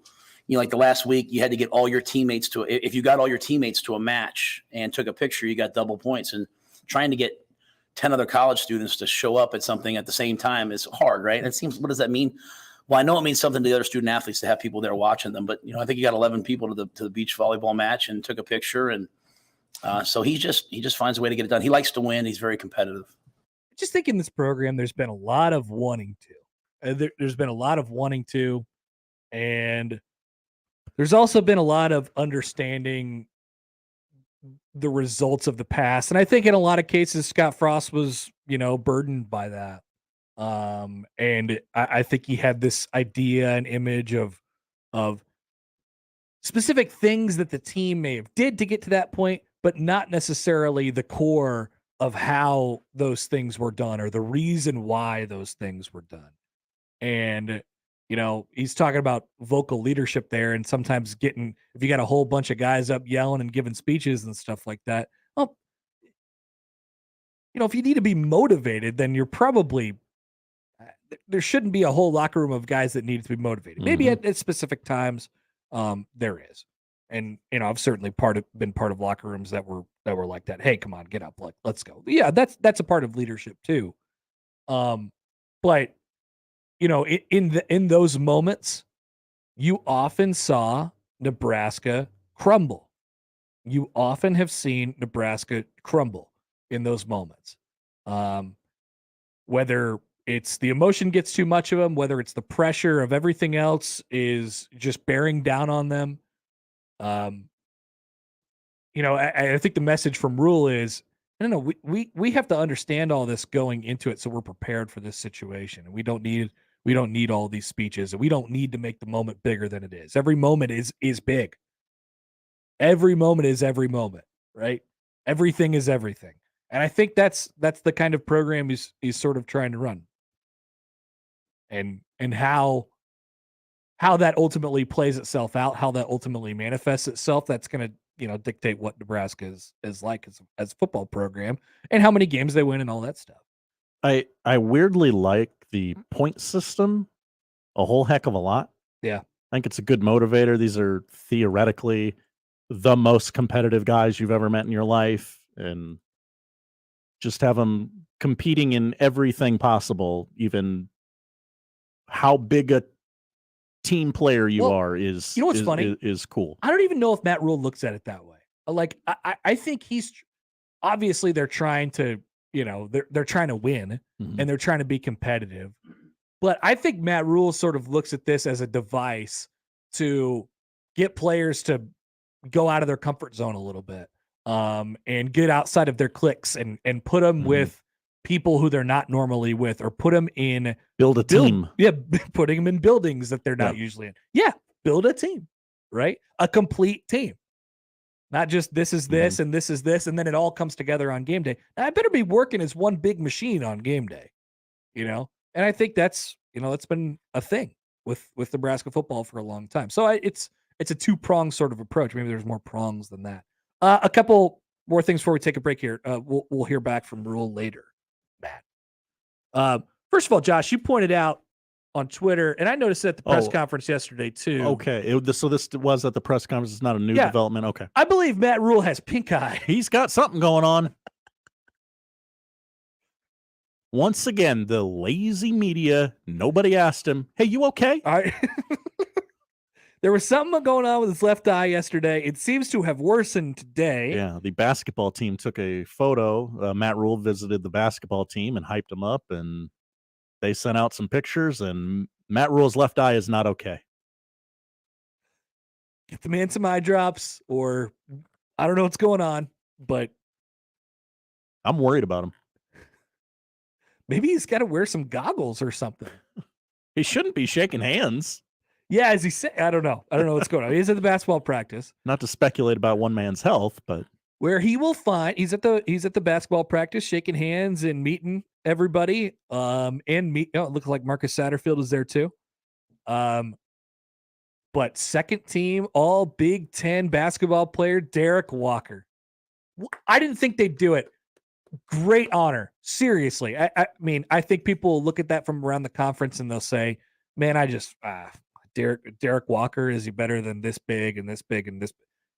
And the answer is maybe not. Maybe he's not as physically talented as some of those guys, but he's had an awesome season. And it's a great, if it is this, it is a great career achievement award for Derek Walker at Nebraska. I'm glad he is being recognized, in that type of way. First or second team all Big Ten. It's not like, where they have 15 on each team. There was only 5 first teamers and there's only 6 second teamers. Derek Walker is one of the top 11 players in the conference. That's great. That's a really, really cool honor for him. I'm glad he's being recognized at that level. Sportsmanship awards. Yeah. What's a sportsmanship award? It doesn't matter. Sam Griesel got one. They put the wrong N next to his name. They put the Northwestern N next to his name, but I believe it still counts. Okay. Well, congratulations to Sam Griesel of Northwestern and Robbie Barron of Nebraska, who won sportsmanship awards as well. Was there any other honorable mentions? I don't think I saw any come across. No, not that I've seen. It's okay. Northwestern took coach and assistant coach of the year. Did you know there was an assistant coach of the year award? Assistant coach of the year. Chris Collins, give him another 15-year extension.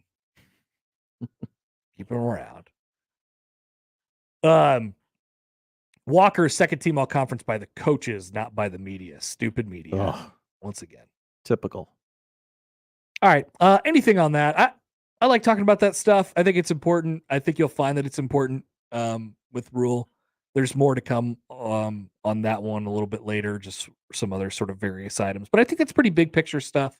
And it continues to be a sort of fundamental rebuild. Yeah, rebuild for Nebraska football. We'll be back with more next on 1620 The Zone.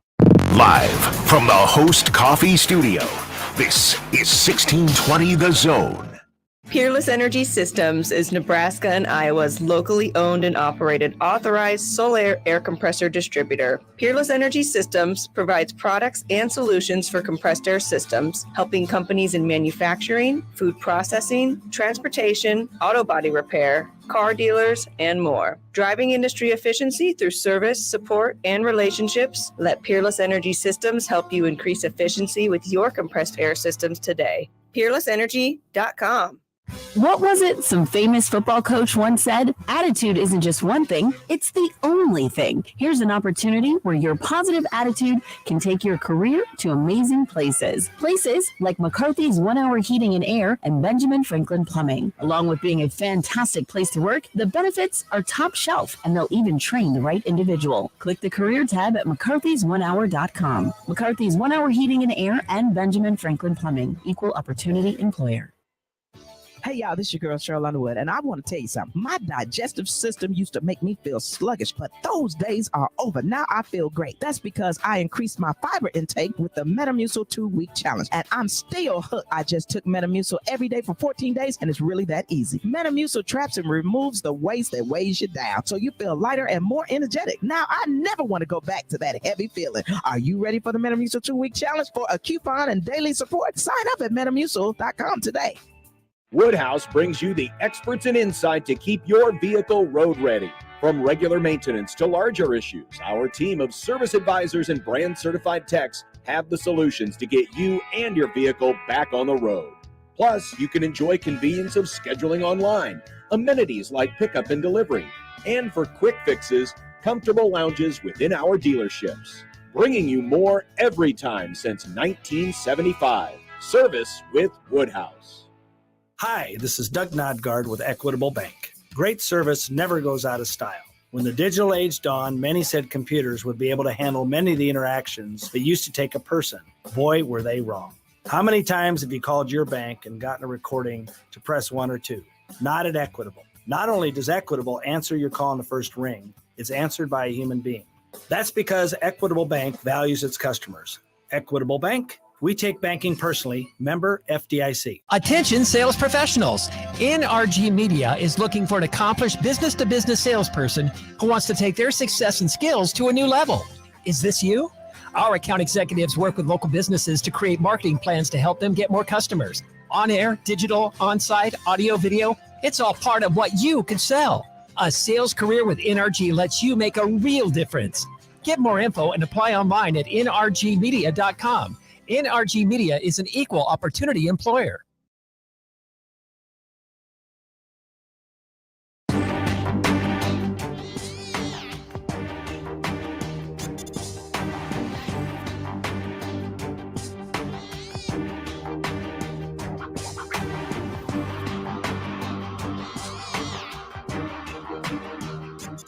By the way, the All Big Ten first team.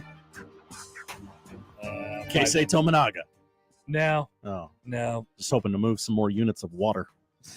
Tominagua. The media says that Trace Jackson Davis, Chris Murray, Zach Edey, Jalen Pickett are all unanimous selections for the all-conference first team, and also enough votes for Hunter Dickinson and Boo Booey. The Big Ten first team. I'm okay with most of those. Second team, Terrence Shannon, Jalen Hood, Fino, Jameer Young, Tyson Walker, Cliff Amori from Rutgers. And then Walker was left off of the media team, but he was on the coaches team. Also just in. There it is. Keisei Tominaga is a honorable mention All Big Ten selection. Wonder if it was by the coaches and the media. Great job. You got it right. Congratulations to them. And Keisei. And it's time for Josh to sell more Tominaguas. You know what this means? He's an award-winning basketball player. Oh, are you going to send him a piece of paper in the mail? No, price just went up on Keisei Tominagua. Josh, you want to tell people about what your next fun idea is? Oh, okay. We'll put this, thinking out loud here. Winners of the weekend, and we do it every Monday, the top 5. Yeah. I have decided I would like to print out on a nice piece of paper, cardstock or photo paper. It is photo paper. Not a regular piece of paper. And mail a certificate to the winner, whether it be LeBron James or the Millard South girls basketball team. Some of them will, consider it more of an honor than others, and I understand that. But we'd like to let them know, hey, you were a winner this weekend. Well, and then when we send it to like a local high school or something like that, or just a random guy, which that'll happen sometimes. It'll be a random guy who's the winner of the winner of the weekend. We'll send him also the list of the people who have won this award prior to them. Yeah. Like, hey, you join an elite club, LeBron James is in here, the president's in here. And now you, the Millard South girls basketball team. Welcome to the club. Welcome to the club. It's elite. And then they'll put it next to the trophy in the trophy case. I would have to think immediately right next to it, to be enshrined forever. I mean, they're going to have to frame it and mount it and put it up and all that, but I will mail them the paper. You just mail it to them. Yeah. You guys do whatever you want with this. If you want to throw it away, you throw it away. It's all good. I got an email earlier on the Equitable Bank inbox from Chris. Hi, Chris. Most shocking question / suggestion on 1620 in the last 5 years is something that you said the previous segment.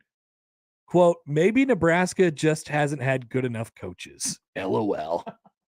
And then list the 3 previous coaches. Mike Riley, Bo Pelini, Scott Frost. I mean, seriously though, am I wrong about this? I think if there's one thing that has absolutely happened that is a through line with if you want to just do each of the 3 previous coaches, they have absolutely, positively become reflections of the coach. And that's usually the case for every team. In hindsight, yeah, they all really did. Like the Scott Frost, not good at the details. Yeah. That team wasn't good at the details. They lost a whole bunch of close games. Mike Riley, too many cooks in the kitchen. There was a lot going on, and nobody really knew what they were supposed to do. And nobody knew who was in charge. You had the athletic director firing the defensive coordinator after 2 years. Low energy coach, low energy team. Bo, us against the world, pressure got too high, his head blew off. Yeah. In really key games and in really key moments. So I think there's learning experiences, for all of those things that we've seen. And I know we sort of have our buzzwords around here of things that by the way, I'm making it very simplistic on all three of those coaches. There's not just one reason they failed, or didn't end up working out at Nebraska. But there's learning lessons in all of those, and it's I think we've learned that too. It's being, as much as anything around here, it's about how well rounded you are. Well, Nebraska's not had a coach, especially when you talk about those three guys who have, I guess, with the slight exception of Riley, who's really seen it in the way that Matt Rule seems to see it, where it's really holistic, it's really fundamental, and Rule's even more so than Riley was about that. I think I got the sense from Riley that in a lot of cases he was happy to be here. I think Matt's got over that part. Matt Rule. He's gotten over that part. Also, thank you to Lucas who sent in the picture of the West Virginia guy with the eye patch. Or West Liberty. Sorry. I did not watch the CAA semifinals. Oh, but you missed it. Apparently West Liberty, which is a school, had a guy with an eye patch. Playing basketball. Did West Liberty win? I hope so. I don't know what happened in the CAA conference. I need that information now, though. I need it stat. It's not the easiest to get to, believe it or not. 28-3 on the year. My goodness. West Liberty? Yeah. That's a Division I school? No, D2. Oh. They will be in the Atlantic Regional of the national tournament. Oh, wow. Matched up against number 7 University of Pittsburgh at Johnstown. All right. Well, we'll watch them and the eye patch guy. Wow. Who is the eye patch guy? Can you pull up their roster? I can. Real quick, they won the Mountain East Conference tournament against the 2 seed Fairmont State, 112-82. Okay. Utter domination. What number was the eye patch gentleman? Because he's not wearing one in the team photo, believe it or not. Oh, he appears to be number 5, but that's not that guy. Nope, that's not that guy. I can tell right away. Yeah, I don't know. We're going to have a tough time with this We one. got some lower level sports shenanigans. Yeah. You guys not wearing the same jerseys. Here's a jersey, just wear it. Remember the days where there would be teams who they still do this in high school sometimes, where the home jersey is one number and then the away jersey is the other number because they didn't get the jerseys that matched or whatever. Is that still a thing occasionally? I saw it when I was doing high school basketball games. It would still pop up occasionally. Here's his home number, here's his road number, and they're one off. Because they give it to him by size or whatever. The number usually he's not even correlates. on the team's website. Maybe this is from years ago. Maybe. Dalton Bolin is the team name. Oh, yeah, this is an article from 4 years ago. Okay, well, whatever. Look at us. I appreciate the poll there by Lucas. Going deep into the bag of memes. Twitter at Happer Show. Let's see here. Oh, yeah, was Keisei Tominaga snubbed? Would you consider him a snub?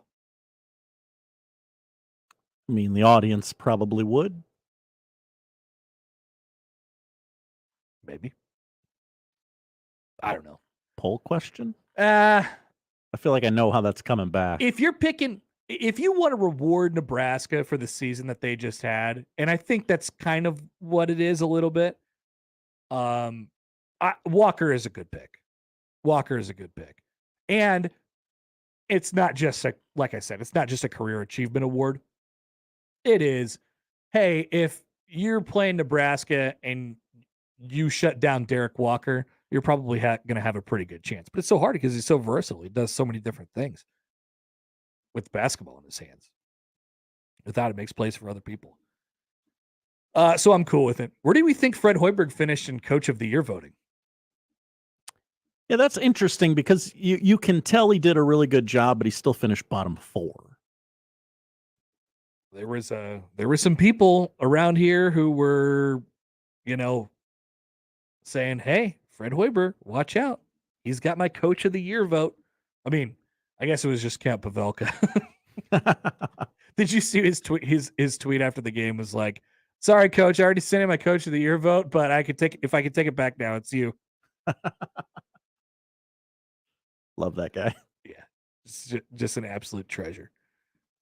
So I wonder if they'll put out the voting on that. I'm sure they won't. Josh will have the odd news as we come back. Joel Lorenzi will join in the noon hour to talk some Jays basketball. We have plenty more from Matt Rule, bracketology, hockey tickets to give away. Stick around. Plenty to come on the Connor Happer Show on 1620 The Zone. Talking Connor. The Connor Happer Show with Connor Happer and Josh Otson on 1620 The Zone. Hi, I love you.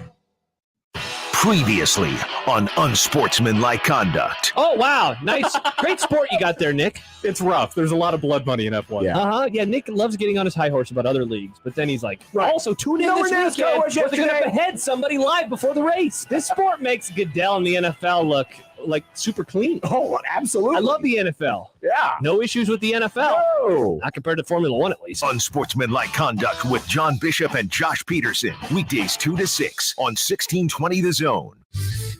Your Omaha area forecast from the Godfather's Pizza Weather Center and KETV News Watch 7 on 1620 The Zone. Another cloudy and cool day ahead for Tuesday. Breezy at times with east winds gusting 10 to 20 miles per hour. Highs in the low to mid 40s. I'm meteorologist Sean Everson from KETV News Watch 7. The Omaha Lifestyle at Home Expo, March 17th through March 19th at the CHI Health Center. Hey, everybody, it's Michael Savimba, Rotella's Italian Bakery Bread. You know they've been doing it for over 100 years, taking care of your everyday baking needs. All types of bread. They celebrated that 100 years because they wanted to tell you about their tradition. It's a family business. That's what it is. Head over to 108th and Harrison, visit them or your nearest grocery store.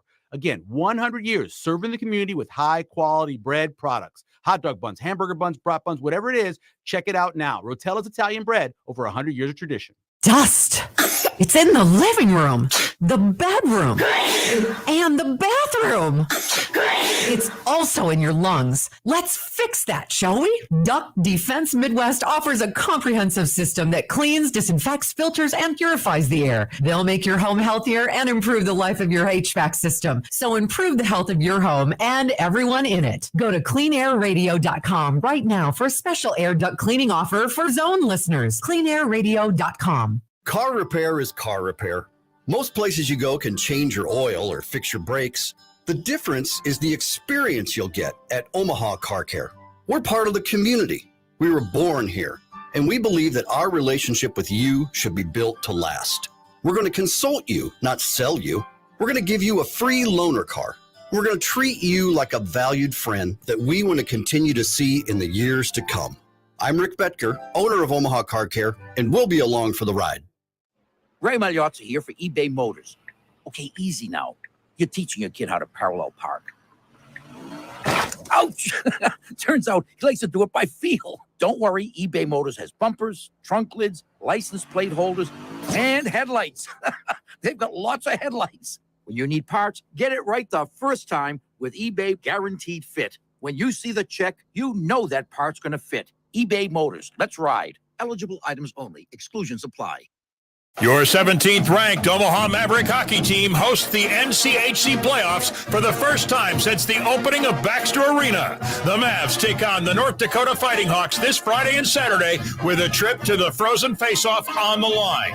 All tickets for the playoffs are only $15 and they're going fast. So get your tickets today and let's rock the Baxter. Get your tickets by calling 402-554-MAVS or at omavs.com/tigs.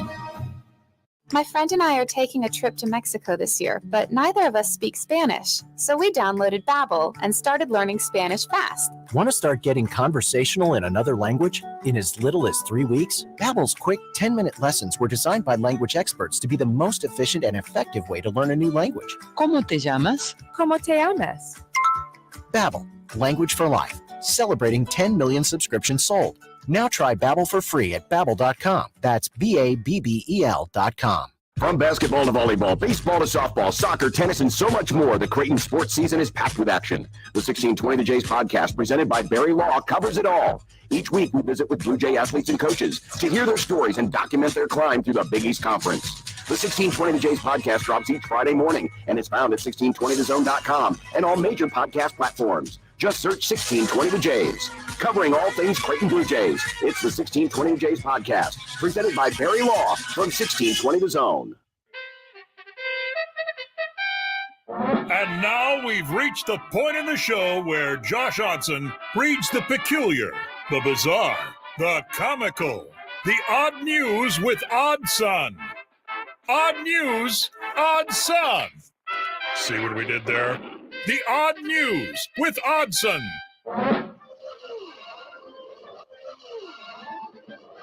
All right.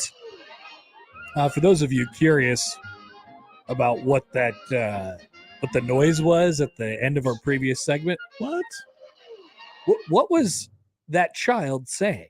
That was my child, and he was saying, "Stop talking, Connor," followed by, "Hi, Daddy, I love you." So you brought your child to work yesterday, or he appeared. He appeared, and then you put him in front of a microphone and said, "Say Connor sucks." Kind of, yeah. Okay. Yeah, kind of. That's exactly what happened. That's cool. Well, he acclimated very well. He was walking around like he owned the place, and I said, "Well, if that's the way you're going to be, I'm gonna make you do stuff. Why don't you go in here? Mm-hmm. Say something into this microphone. Get a job, kid." Josh, what's the odd news today? Well, we just talked about children, so I will warn the parents with children in the car. This is gonna be kind of a spicy segment. So, you parent the way you parent? The kids are at school. Yeah, they should be. It's like 11:50. Yeah. A lady in Germany has taken 30 plane rides in the last year because she is in a relationship with planes. Really? And all that implies. Really? Mm-hmm. She has a love of airplanes, which has progressed to a sexual relationship. And she's taken 30 mini vacations in the last year just to share the skies with her soulmates. Sarah Rodo, 23 years young, claimed that after experiencing turbulence while flying to date fellow humans, no. I already know. She discovered true love aboard a 737. Since then, she has met many planes, which she considers to be one collective being named Dickie. She added that she finds the wings of the plane are the sexiest part of the plane. That's true. And size doesn't matter, guys. I like a big plane. Do you like a big plane? Poll question. Sarah, we talk about planes an awful lot on this show. Maybe I love planes. I don't know. Rodo says she spent nearly $4,200 on model airplanes, revealed that she identifies as objectum sexual. And yes, that is a real thing. She has objectophilia, which, she loves inanimate objects. Very normal. No kink shaming. Yeah. No, we're not kink shaming. We're just bringing to light interesting things that are going on in the world around you. Currently, there are small plans to get married to the 737. However, I will not move abroad, she said. In the meantime, I have my models and will continue going on trips to hang out with planes. That's not a lot of trips 30 in a year? 30 trips. I guess you're taking probably 60 flights, there and back. Yeah. I guess that's a lot for me, but it's not a lot if I was in love with a plane.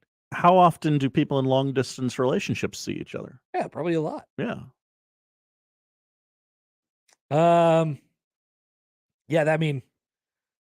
That's weird.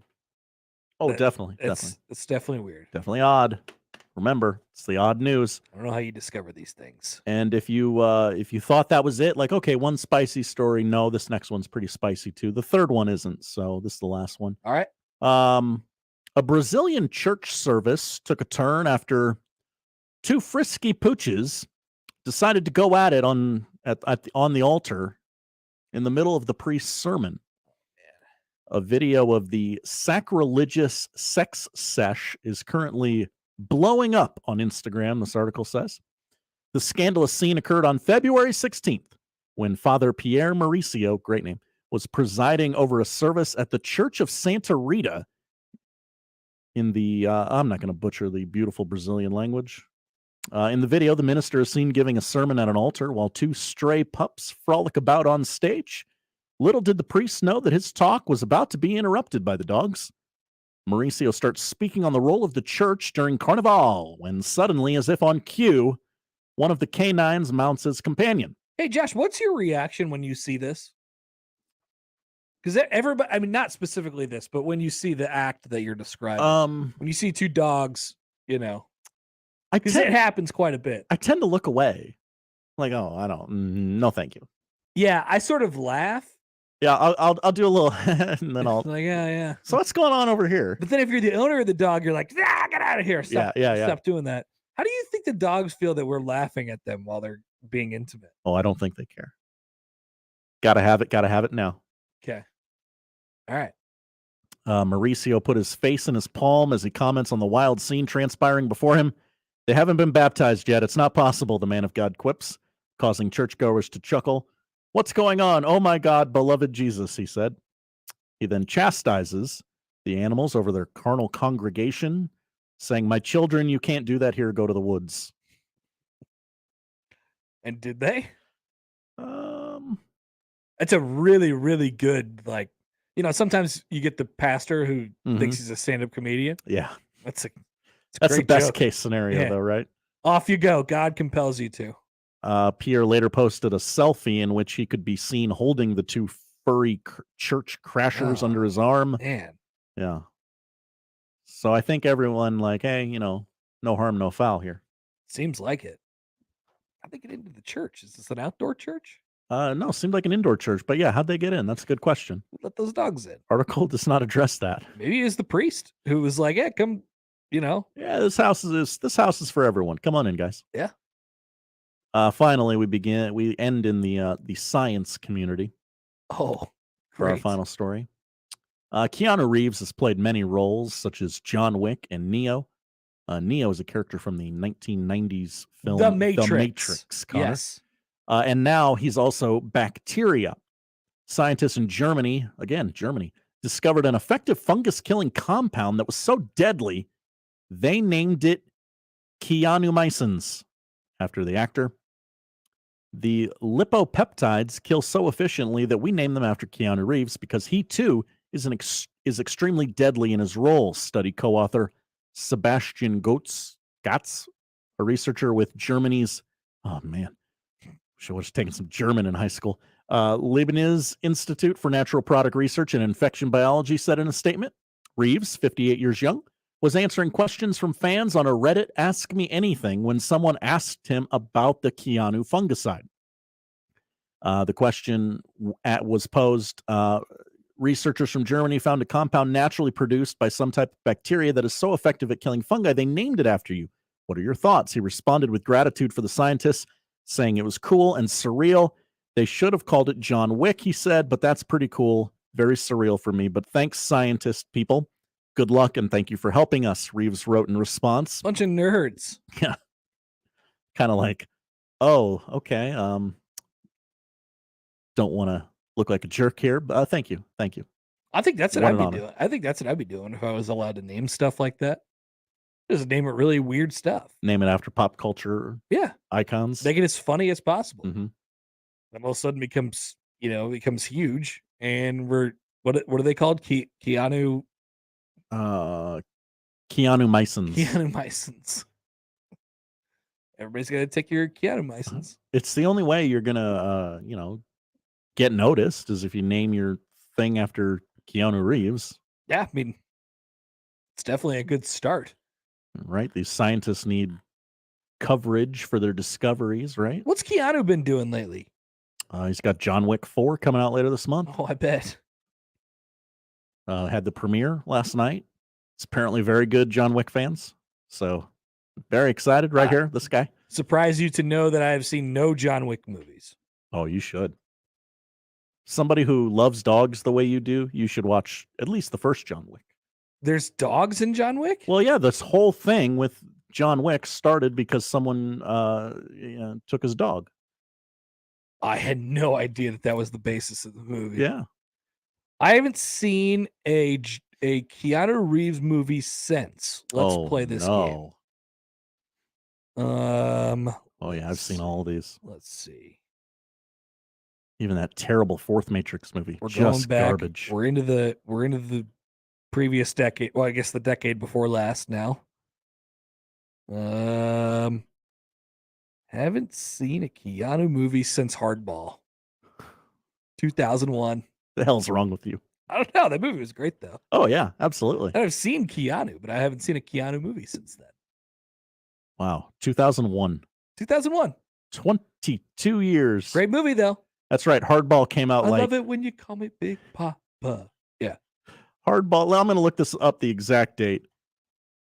I believe this was like a 9/11 movie. September. It could not have been September 10th, 2001, because that was a Monday, if I'm not mistaken. But correct. Yes, people forget that September 11th was a Tuesday. Yeah. But the internet is telling me that this movie came out September 10th. Special release. No, the release date was September 14th, 2001. Week after. Not a great weekend to go to the movies. Whoa. Tough. Didn't get a lot of promotion on television. I didn't know that. That's a of. great factoid, actually. Thank you, Josh. Thank you, Connor. That is the odd news. We'll come back with Joel Lorenzi, who has just put out a tweet that says the following: thinking about MSG. Good tweet. Good Maybe tweet. he wants some Chinese food? No. I think he's thinking about Madison Square Garden. We'll talk to Joel next on 1620 The Zone. Big names, big games. We've got them all. 1620 The Zone. Since 1878, the dream of the Creighton family was to build a top-ranked educational institution in the finest Jesuit tradition. Over the years, the diverse, famous, and not-so-famous have shaped our society in a variety of ways. 1620 The Zone is proud to be the home of an important part of the Creighton tradition, Blue Jay Athletics. For almost 9,000 students and alumni all over the world, we say Go Jays on 1620 The Zone. Hi, friends. Kent Pavelka courtside getting ready for this year's matchup between the Average Roofing Companies and the Rooferees at John Higgins Weather Guard. The average roofers are just that, average at best, not very impressive. The Rooferees, above and beyond the opponent, more dependable, service that exceeds the norm, good sportsmanship, fairness, and integrity. You know them, you love them, and they're ready to win for you. Make the right call with John Higgins Weather Guard. It's tip-off time with the Rooferees at John Higgins Weather Guard. Hey, y'all, this is your girl, Cheryl Underwood, and I want to tell you something. My digestive system used to make me feel sluggish, but those days are over. Now I feel great. That's because I increased my fiber intake with the Metamucil 2-week challenge, and I'm still hooked. I just took Metamucil every day for 14 days, and it's really that easy. Metamucil traps and removes the waste that weighs you down, so you feel lighter and more energetic. Now I never want to go back to that heavy feeling. Are you ready for the Metamucil 2-week challenge? For a coupon and daily support, sign up at Metamucil.com today. Doctors Bimbo and Vince Petro provide quality and caring dentistry for your whole family in a friendly, relaxed environment where new patients are always welcome. Look no further than Doctors Bimbo and Vince Petro. For more information or to make an appointment, call today, 402-397-4505. Doctors Bimbo and Vince Petro, located at the northwest corner of 144th and Dodge. Former basketball and baseball players, Creighton alums, and all-around sports fans, Doctors Bimbo and Vince Petro are proud supporters of Creighton University and college athletics. Prescription products require an online consultation with a healthcare provider who will determine if a prescription is appropriate. Restrictions apply. See website for full details and important safety information. Subscription required. Hey guys, did you know there's a generic form of Viagra that works just the same but is 90% cheaper? And you can get it online? Just go to 4hims.com/radio. At Hims, you'll get a free medical consultation, discreet shipping if prescribed, a 100% online process, and trusted generic alternatives to the biggest brands at 90% off. That's right, get generic for Viagra, the same active ingredient as brand name Viagra, but 90% cheaper. It's the same medication you get from your doctor, but with zero copay, no expensive appointments, and no awkward face-to-face conversations. To start your free online visit, you need to go to this exclusive address, 4hims.com/radio. That's 4hims.com/radio for your free online visit. FORHIMS.com/RADIO. Tickets for less. Best seats, best prices, no per ticket fees. Ticketsforless.com. KOZN Bellevue, Omaha, Council Bluffs. This is 1620 The Zone.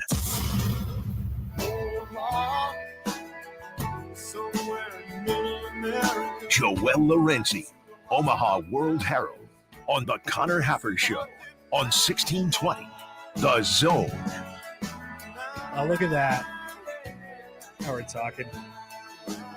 Favorite song of one Joel Lorenzi, Counting Crows, Omaha. Welcome back. And Joel joins us now on the phone.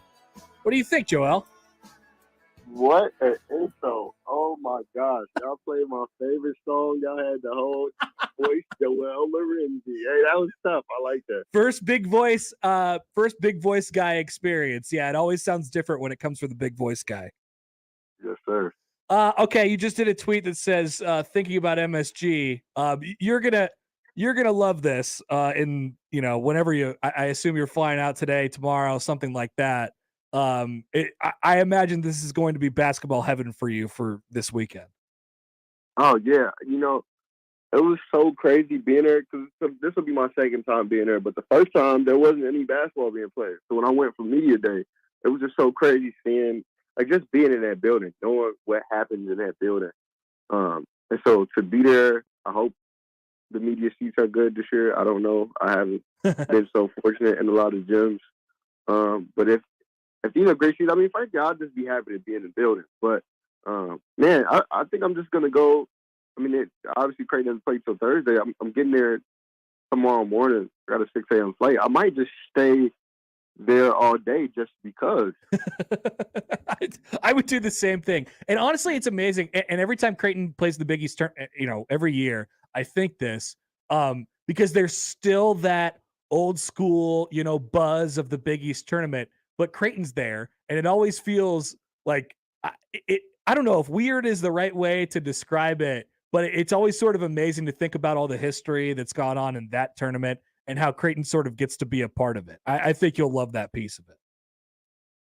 Yeah, no doubt. I think, man, it's just, I mean, there's obviously something special about this whole thing when I'm willing to go watch Georgetown, right? Like this is I'm willingly doing it.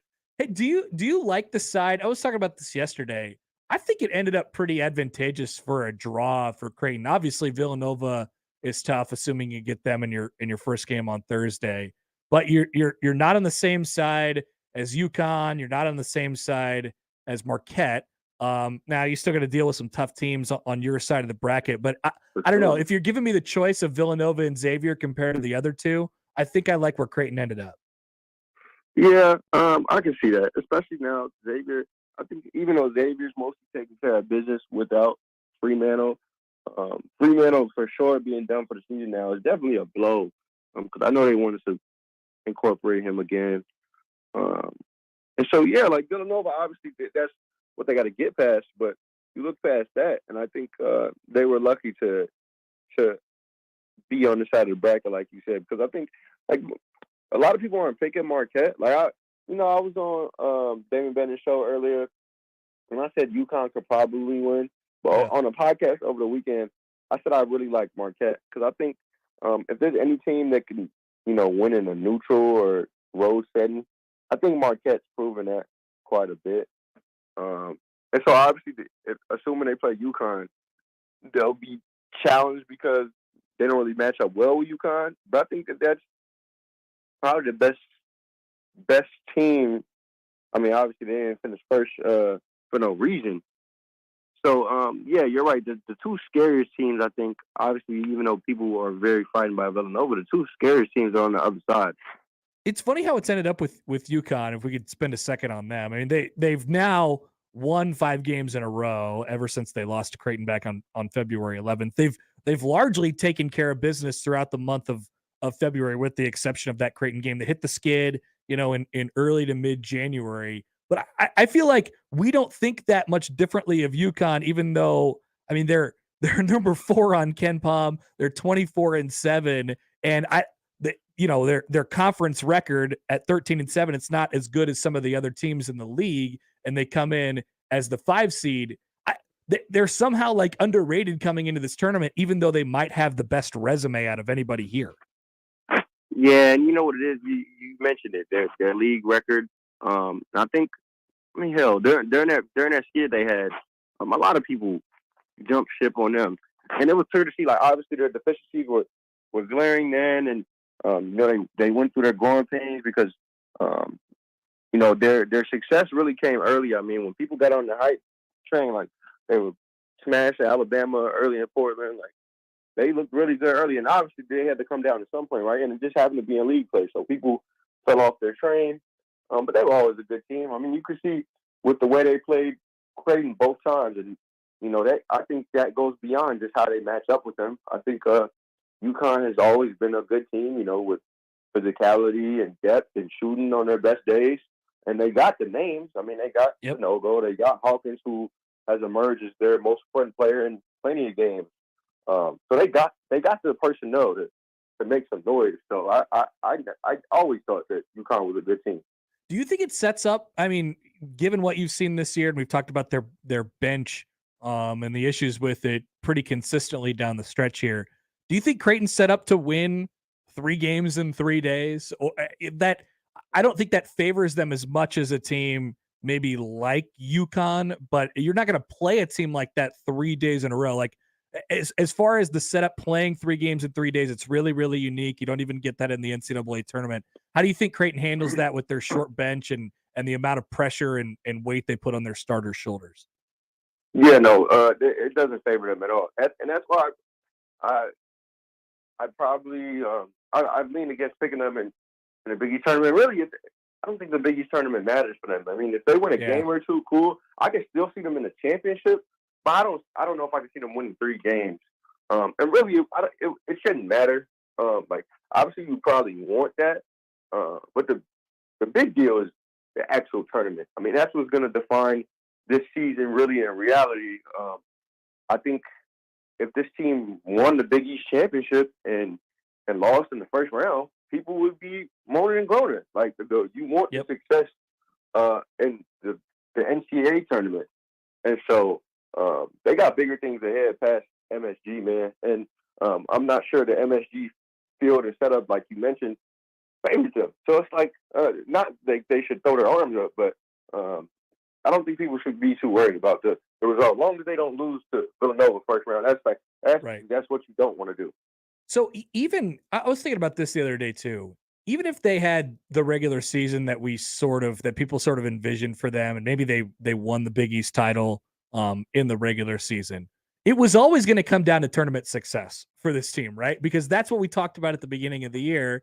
It could be a second weekend or beyond, or it should be a second weekend team, and it could go beyond that. Like, it was always going to end up here. So I think the spot that they're in right now, it's going to set them up just fine to do that. They're probably going to be a 5 or a 6 in the NCAA tournament. Like, it's all on the table for them right now, but the regular season part of it has sort of been written.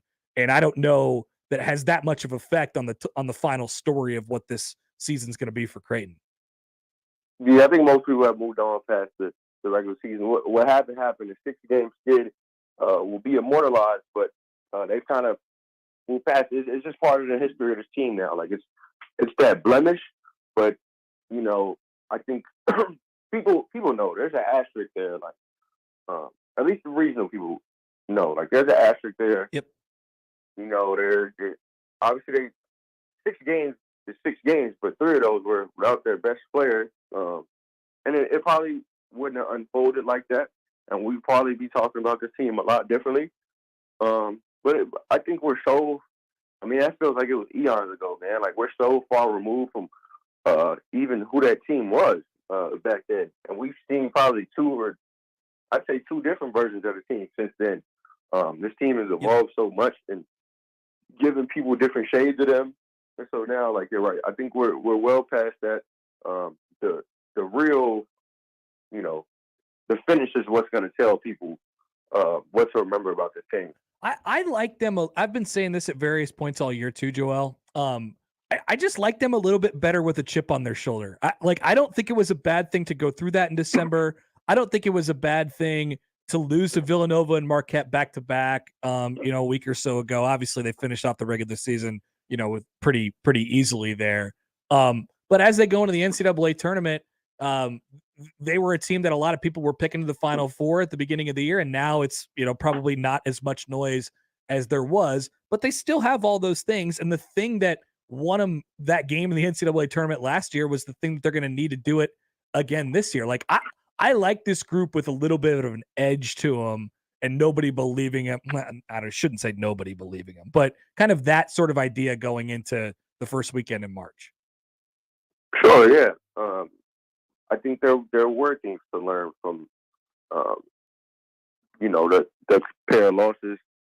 Obviously, I think certainly you wanted a chance to compete for first in the league, but I think there's benefits to knowing that, hey, Marquette was head and shoulders above the rest in the regular season. Like, these teams might be on their heels, but there needs to be another level unlocked to get to them. And the Villanova loss, those are the losses you learn from, losses like that.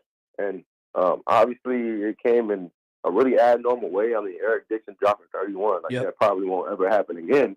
But you learn what you have to do, because that's something that's probably not the last shooting big they're going to see this year. Like, they could easily be matched up with a stretch five that's probably known to be a better shooter than Dixon, because Dixon isn't the greatest shooter. He just had a really good day. So it's not the last time they could see it, and I think they know now with the face. I think they've seen most defensive situations they could prepare for, but seeing that now is like, I think they really know what to look for going forward, because that's their biggest Achilles heel is a guy that could bring Kalkbrenner away from the rim. Speaking of Kalkbrenner, he's the defensive player of the year in the Big East. He's first team all conference. He's their best player. He's their most important player. As we thought at the beginning of the year. You detailed it a little bit yesterday. But I don't even think you could really begin to describe how important he's been to the evolution of Creighton over the last couple of years and what they've been able to do on the defensive end. I don't even know where you sort of start that conversation, but it's a well-deserved honor for him. And, if it's all about matchups in the tournament, and that's what's going to define this for him and them combined. But I mean, he is such an important piece to what they're doing. And I like how the coaches are they're not shy about that. They're like, yeah, we sort of need him. We're completely kind of dependent on him. And that's not going away over these next couple weekends. That's for sure. Yeah. It's hard to start that conversation. It's hard to uphold that conversation, because people like I've seen people up in arms about Devin Carter. I've seen people up in arms about Andre Jackson. What it is people like the flashy defenders, the people that blow up screens, blow up actions, defensive playmakers that, might be in the lane and get a steal and go slam something or get an and one. Like, that's just not who Kalkbrenner is. It might not be super sexy to the common eye, or any eye for that matter, but we're talking about like Devin Carter and Andre Jackson might be good team defenders, but Kalkbrenner is literally a team defense.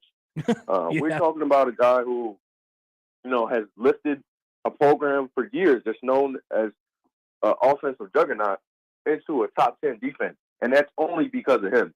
The way he drops and drop coverage is next level. I seriously doubt you'll find someone like him that could do it at the level he does at the college game. And I don't know what that means moving forward, past college, but it's something he's going to be able to bank on, I think, for the rest of his career, because he's so advanced right now, as we speak, whereas guys got to pick up on that later. And it might not jump about it's actually, apparently 2.2 blocks per game aren't enough for people, right? Because he's blocked less shots by 0.4 a game since last season, but there are no stats. I mean, even the metrics of the metrics can't tell you how many shots he's altered, how many people he's scared away, how many people have kept him in the back of their mind when they're going for their dribble drive. Man, he puts fear in people, and it's hard to describe just how much. I mean, you could put a bunch of Muggsy Bogues is around him, and he's going to do the damn thing because he is who he is, and guys can defend to their heart's desire when they know he's behind them. I'm always weirded out when teams try. Like they're like, yeah, we're gonna try and get to the rim a little bit, and then the first couple of shots get altered or they get tipped and whatever, and then it sort of goes away. And Creighton's got him beat already. There's been a couple teams. I think Seton Hall did that, especially in the first one in Omaha. They're like, yeah, we're gonna go right at him. We're gonna see what happens. It doesn't work, and that's that's not only in one-on-one, but it's also in drops and stuff like that. I'm glad they got it right, and they could see the value that isn't just block shots or, like you said, blowing up screens. I think they made the right pick, obviously. Yeah, and I will say though, it's not the worst thing to try to go at him. Like if you got the personnel to do it, like Tyler Kolek had the balls to do it twice in that last minute at Marquette, and that won him the game and probably sealed him his Player of the Year award. I wouldn't recommend doing that for the duration of a game, but if you could do it and maybe get him in foul trouble here, like DePaul did some of that the other day, I thought, where they, and I'm not gonna get into whistles. People love to talk about whistles. Oh, that call was terrible. Whatever. You know how people be doing. I hate that. Yeah. But if you can put him in a position, because he rarely does, obviously he rarely fouls, but if you can put him in a tough position where he's uncomfortable and he maybe has to exert too much contact, like that could be advantageous too. But it's rare. It's rare. So you're probably right. It's not smart to do it for a whole game and make it the game plan. One more matchup dependent, obviously, still, but I think his offense is going to be a pretty big, component in what they do down the stretch here. Whether it's getting more shots, he's been, incredibly efficient all year long. But he's good at spreading the ball around a little bit as well. I think his offense and what he sort of brings to the table in that regard could be sort of an X factor for what they do, whether it's this weekend or next. Yeah, no, I agree. Because shot making isn't forever. It doesn't come every day. I mean, even with as many as they have, maybe one of them is on, and that's it, or maybe none of them are on. They're gonna have to hope that Kalkbrenner. I haven't liked this from them lately. The post entries have been egregious to watch. I don't know if they're lazy passes or the pass has to be perfect to him for him to catch it. I don't know what it is. Maybe it's a combination of the two. But the post entries have been really hard to watch. And frankly, I think the high-low for them, I mean, it's going to be important. And with him, it's especially important because he's not a guy who can catch the ball and then do his work and, show the footwork, right, back somebody down, and then do a hook. Like, he has to put himself in position to score before he catches the ball. No so doubt. The high-low and the entry passes, they're going to have to improve because you need those points for him. I thought earlier in the year when he was on a tear and not missing shots, a lot of it was because, and I know that was on a bye game, but he was the most efficient player in the country at one point. And it's because, it was a combination of him being able to create advantages with angles and positioning before he caught the ball. And the other part of it was guys throwing him perfect passes. You have to put it in his pocket for it all to come together. He's not going to make some courageous, incredible athletic play. He's not that crazy of an athlete. So it all has to come together, man. And they need those points from him because Lord knows the attention is going to be on those perimeter dudes. And there are teams that could, neutralize them. All right, Joel. Well, we appreciate it, man. Great stuff as always. We'll let you go. Have a good weekend in New York. We'll talk to you soon. You too, sir. That's Joel Lorenzi from the Omaha World Herald. It used to be that Kalkbrenner it felt like this is just, by my memory, whatever it is, anecdotal, I suppose. It always felt like Kalkbrenner was good for, like 3 or 4 lobs a game. Now it feels like it's more like 1. And I think some of that is by virtue of what they're trying to do tempo wise. And they're a little bit more half courty now than they used to. But if they find themselves in a position where they can get up and down, I mean, that's one where he could get loose a little bit on the offensive end. And that's where Shireman can sort of come alive with long passes and stuff like that too. It's all about matchups, Josh. I don't know if you've heard this before. Yeah, I've heard that about the tournament. I've also heard That Derek Walker went right at Ryan Kalkbrenner. Many and people succeeded. are telling me this. Jeremy, Jack John, they're both tweeted into the show. Do we have to go over this again? First of all, Derek Walker is good. Have we have confirmed this? We have. Derek Walker is good. Second of all, Ryan Kalkbrenner was sick that day. Oh, Excuses, yeah, Connor. He played. He did play. I actually agree with that. He played. That was his worst game of the year. I don't know what to tell you. Nebraska fans watch that game and they're like, I don't think this guy's very good. And then we watch every other game and like, wow, he's their most important player by far. And I don't know. I'll just take the 30 sample size against the one, but he did. It did happen. That was real life. Derek Walker went right at him and succeeded. And to credit Walker too, he is a very creative and crafty finisher.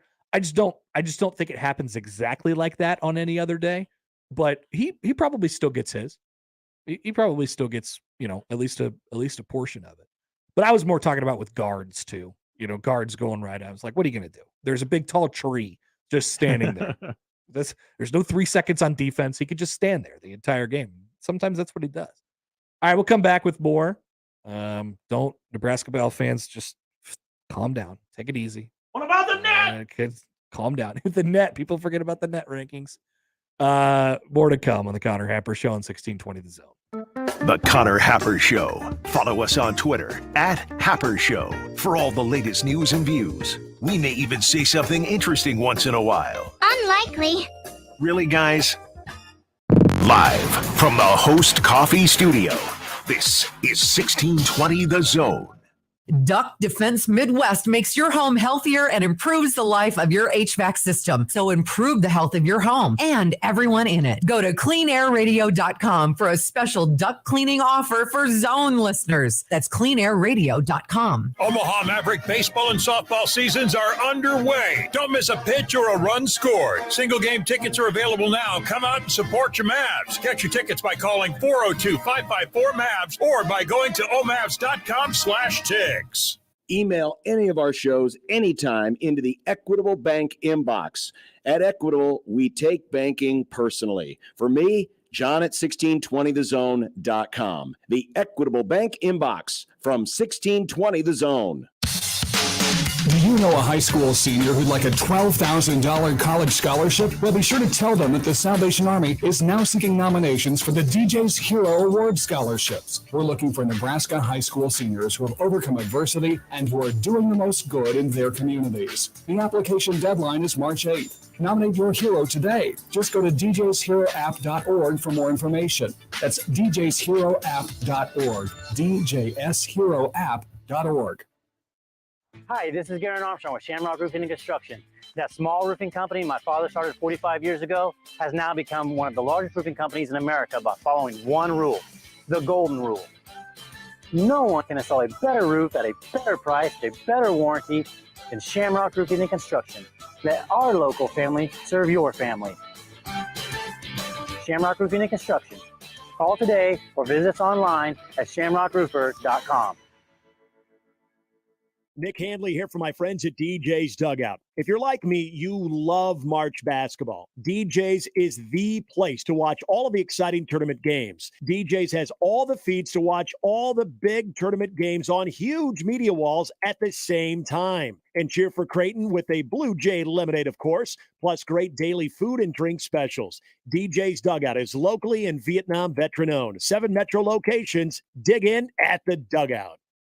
Hey y'all, this is your girl Cheryl Underwood, and I want to tell you something. My digestive system used to make me feel sluggish, but those days are over. Now I feel great. That's because I increased my fiber intake with the Metamucil 2-week challenge, and I'm still hooked. I just took Metamucil every day for 14 days, and it's really that easy. Metamucil traps and removes the waste that weighs you down, so you feel lighter and more energetic. Now I never want to go back to that heavy feeling. Are you ready for the Metamucil 2-week challenge for a coupon and daily support? Sign up at Metamucil.com today. There are 31 days in March, and you can save $31 per month every month at GenesisHealthClubs.com. If you don't get started on your fitness goals today, then when?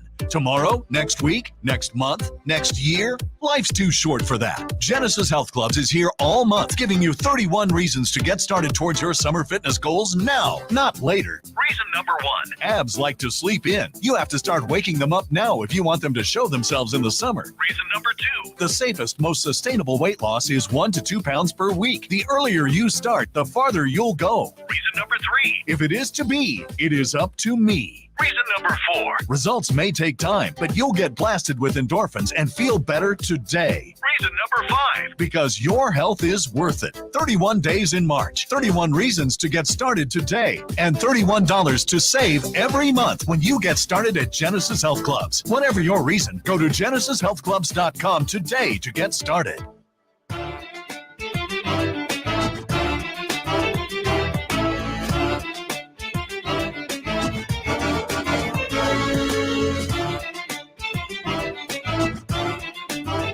I saw Trey Wingo was the first person to actually, well, the first like real reporter or person of note to say, hey, Aaron Rodgers has had some contact with the Jets. Last night on Twitter, he just popped in with that. He says, just drops in 11:10. After midnight on the East Coast. Per sources, Aaron Rodgers and the Jets have had conversations today. Trey Wingo lives in like Hawaii or something.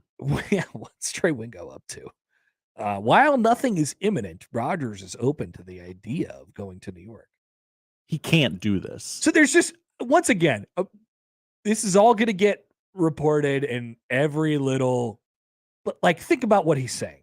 Just think about it and don't take it too seriously. He said he is open to the idea of going to the Jets. Now, Josh, put yourself in his shoes, or just keep your own shoes on. I like my shoes. Thank you.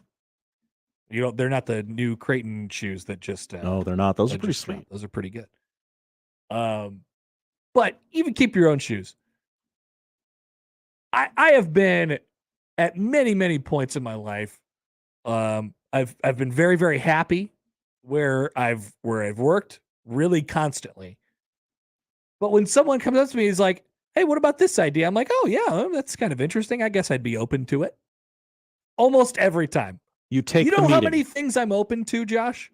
I am so open. I would imagine that Aaron Rodgers is in a very similar position right now. He can't go to the Jets. He can't. Why can't he? Because, I mean, his life story has already replicated that of Brett Favre.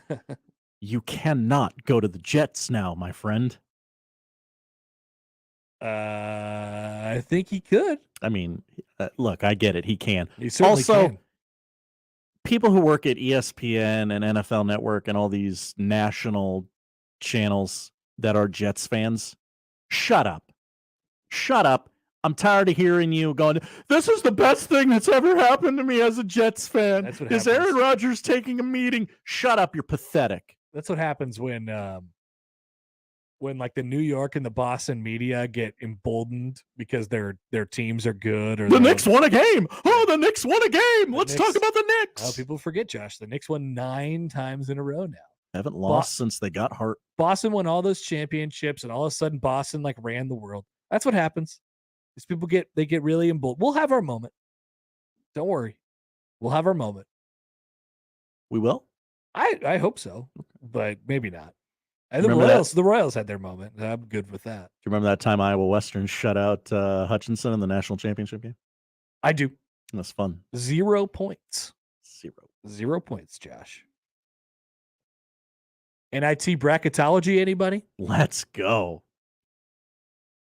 So there's a guy who does NIT bracketology. Why does he do this? I do not know.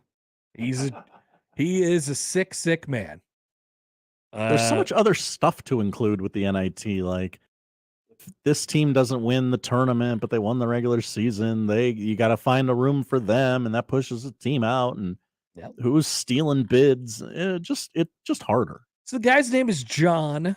Hi, John. John Templin. And he does this thing called nitbracketology.blogspot.com. Catchy. And he apparently knows all these rules and will bracket out the teams. Now, you can only project so much. You don't know who's going to be available to the NIT. But John's latest NIT bracket, which was updated last night at 10:30, sicko. And by the way, this is before the committee reportedly said today that they're going to. Did you see this, by the way, before we get to the bracket? This is wild. Per source, the NCAA Tournament Selection Committee has confirmed they'll consider Rutgers' controversial loss to Ohio State as part of their resume because the Big Ten officially said the winning shot should not have counted. If Rutgers won, it would have been a quad one victory. So basically, the Tournament Selection Committee is saying Rutgers, in our eyes, has another quad one victory, which they are precisely on the bubble. They are pretty much exactly on the bubble. So one more quad one win is a pretty big deal for Rutgers. Yeah, it kind of sounds like, hey, if it's them and one other team, right, we're going to pretend like they have another quad one win. Aaron Brightman is the person who reported this. He says, to clarify, the NCAA Tournament Selection Committee will take into account that the Big Ten officially said the winning shot against Rutgers should not have counted. What that will actually equate to regarding impact on a decision to their bid status remains to be seen. But if you're saying that the winning shot shouldn't have counted, then you're saying, well, maybe they should have won that game. NIT bracket, which has Rutgers as the number one seed. Ooh, number one overall? One of the number one seeds. Okay. I assume number one overall. Is there an overall in the NIT? I don't know. I don't think they do it that way. I just think you have 4 number ones. Sad. Have a take. But in the second bracket, where North Texas is the number one seed, Nebraska is the 4 seed. If you are a 4 seed, you get a home game. Hell yeah. You are guaranteed at least one home game. That game, according to sickos.com, is Nebraska hosting Villanova. I like this development. I like it a lot. That would certainly be fun. It would. That would be a ton of fun. By the way, the game that it is matched up with, North Texas is the one. San Jose State no is way. the 8. San Jose State, if you're not familiar, has, let's see here, 22, 23 wins, something like that this year. Oh no, 19 wins this year. They're top 100 in KenPom. They already lost in the Mountain West Conference tournament, but they're above 500, and they are coached by Tim Miles. Very, very interesting. That is a sicko bracket if I've ever seen one. And in the NIT, it's kind of like college football bowl games where sometimes that one seed can feel a little snubbed and they don't always come to play in the NIT. The NIT is the most do you want to be there thing that exists. Yeah. So who's to say that the 8 or the 8 couldn't beat the 1? If you're North Texas and maybe you felt like you were snubbed a bit for that large bid. Now, here's the thing. You got to watch out for these bid stealers.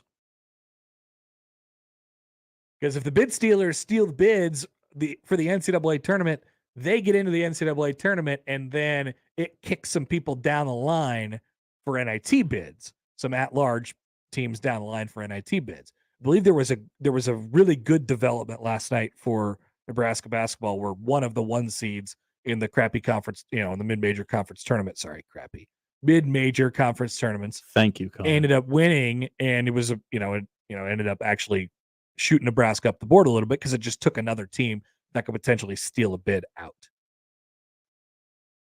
NIT home game in Lincoln. I feel like Lincoln would come out for that. Omaha, Lincoln. Oh yeah. That would be a. If they got a home game against Pretty big. Villanova and the NIT, it would there would be 15,000 people there. They would sell out. It would be rocking. For this team, see Walker and Greasel and potentially Tominaga for the last time. Yeah, I think so. I just got a tweet from Neil. Hi, Neil. On the JTech Construction Zone Twitter feed. It's a article linked to the Lincoln Journal-Star. The annual prairie grass burning season has begun in Kansas and Oklahoma, which means irritating smoke rolling north into Nebraska. Neil says this might explain Matt Rule's eye situation. He's not used to it. They probably don't burn a lot in Carolina. Are we giving him the excuse? I just think he's got pink eye. I think there's something wrong with him, and he's not telling us. And his eyes all messed up. By the way, Fred Hoiberg said, Hi, Fred. We saw the pictures. Fred Hoiberg said Matt Rule and some assistants dropped by practice. They said Hoiberg said he was unbelievable. He gave our guys an awesome message. Matt Rule, if he wanted to not be a football coach anymore, could do professional speeches. About random topics. I don't know if that's a job. It's like, hey, Matt, why don't you give a speech about this topic? All right. And he could just be really passionate about it. And he could do that professionally, that's for sure. He could be a preacher. Josh, before we get to your top 5 here, we have some business to attend to. Oh, no. And by the way, Ellie French is going to join us at 1:00. Stick around for that. So the Mavericks, the UNO Maverick hockey team, people forget this. They have clinched home ice. And for the first time since moving to Baxter Arena. Interesting. I've heard that one before. They will play 2, potentially 3 games at home this weekend against North Dakota and looking to advance in the NCHC tournament. Very weird situation where their regular season ended against North Dakota last weekend, and you got to play them again the next weekend. So if they win the 2 out of 3 this weekend at Baxter, they will go to something called the NCHC Frozen Face-Off semifinals. And then if they win that, they'll go to the NCHC Frozen Face-Off. It's not just the tournament championship. It's the Frozen Face-Off. Not to be confused with the Frozen Four. That's a different thing, and that's a little bit later still. Yeah. Many rounds to go. But we reverse back to this weekend. Omaha hosting North Dakota. We have tickets. Caller number 7 right now at 402-951-1620 gets into Friday's game for free, a pair of them. They're digital. We'll send them to you. Caller 7, 402-951-1620 right now is going to Friday night, Omaha, North Dakota at Baxter Arena. Should be popping, sold out, the whole thing. You got many beers. You got free tickets here on 1620 The Zone. Mornings with Sharp and Hanley. Now it gets me thinking, what else in life should have a pitch clock? Like when you have to check in with your wife on a phone call, shouldn't that have a pitch clock? Yeah. Like getting your kids ready to go to school in the morning, shouldn't that have a pitch clock? Sorry, kid, pitch clock. All right. What about like another thing in life that needs a pitch clock? You know when you're with your friends and you're at a bar and a story will start?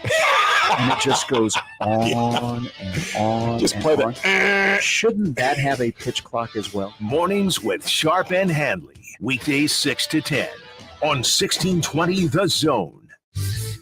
Your Omaha area forecast from the Godfather's Pizza Weather Center and KETV News Watch 7 on 1620 The Zone. Another cloudy and cool day ahead for Tuesday. Breezy at times with east winds gusting 10 to 20 miles per hour. Highs in the low to mid 40s. I'm meteorologist Sean Everson from KETV News Watch 7. Hey there, Greg Wagner joining you from the Nebraska Game and Parks Commission. Time now for another Nebraska Outdoor Update. Turning to the state parks, there's nature to experience. The playgrounds, campgrounds, and trails are open. Be sure to check out the naturalist programs. And for spring wild turkey hunting this year in Nebraska, hunters take note. There are some major changes because of lower bird numbers. See us at the Game and Parks Commission for more information. That'll do it. I'm Greg Wagner. The following is a test of the KOZN emergency system equipment.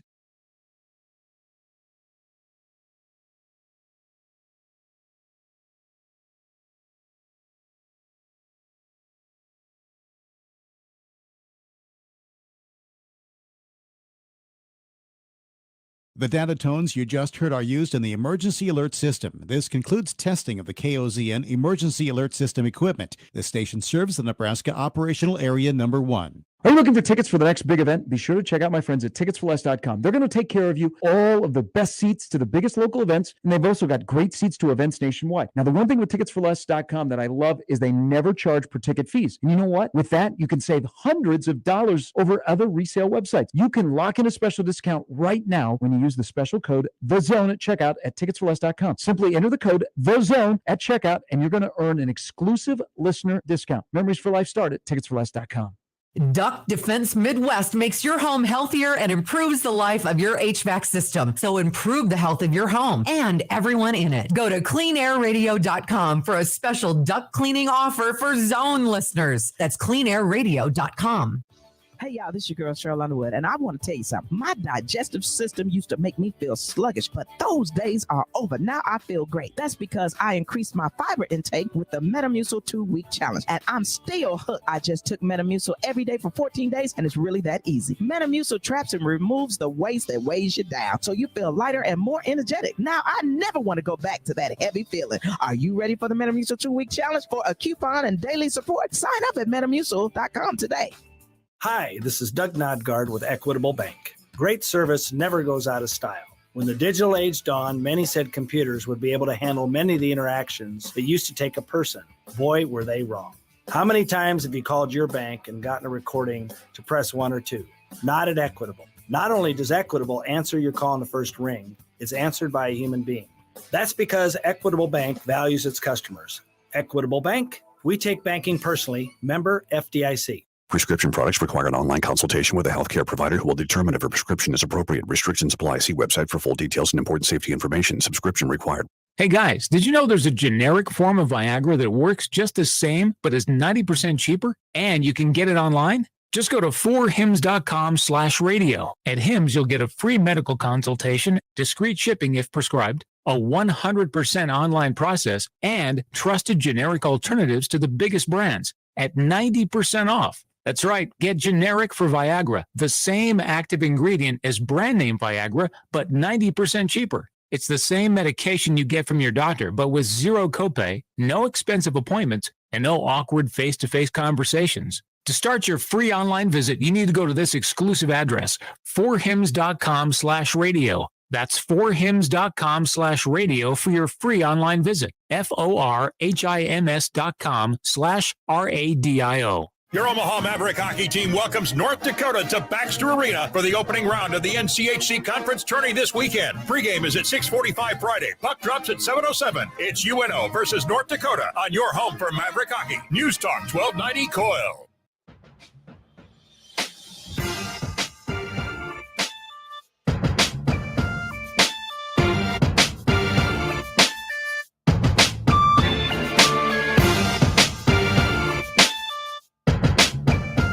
All right. Welcome back. Congratulations to our winner of UNO hockey tickets on Friday, whose name is Don from Elkhorn. Don and Elkhorn making the drive to Exarban on Friday night. Maybe having a couple brewskis.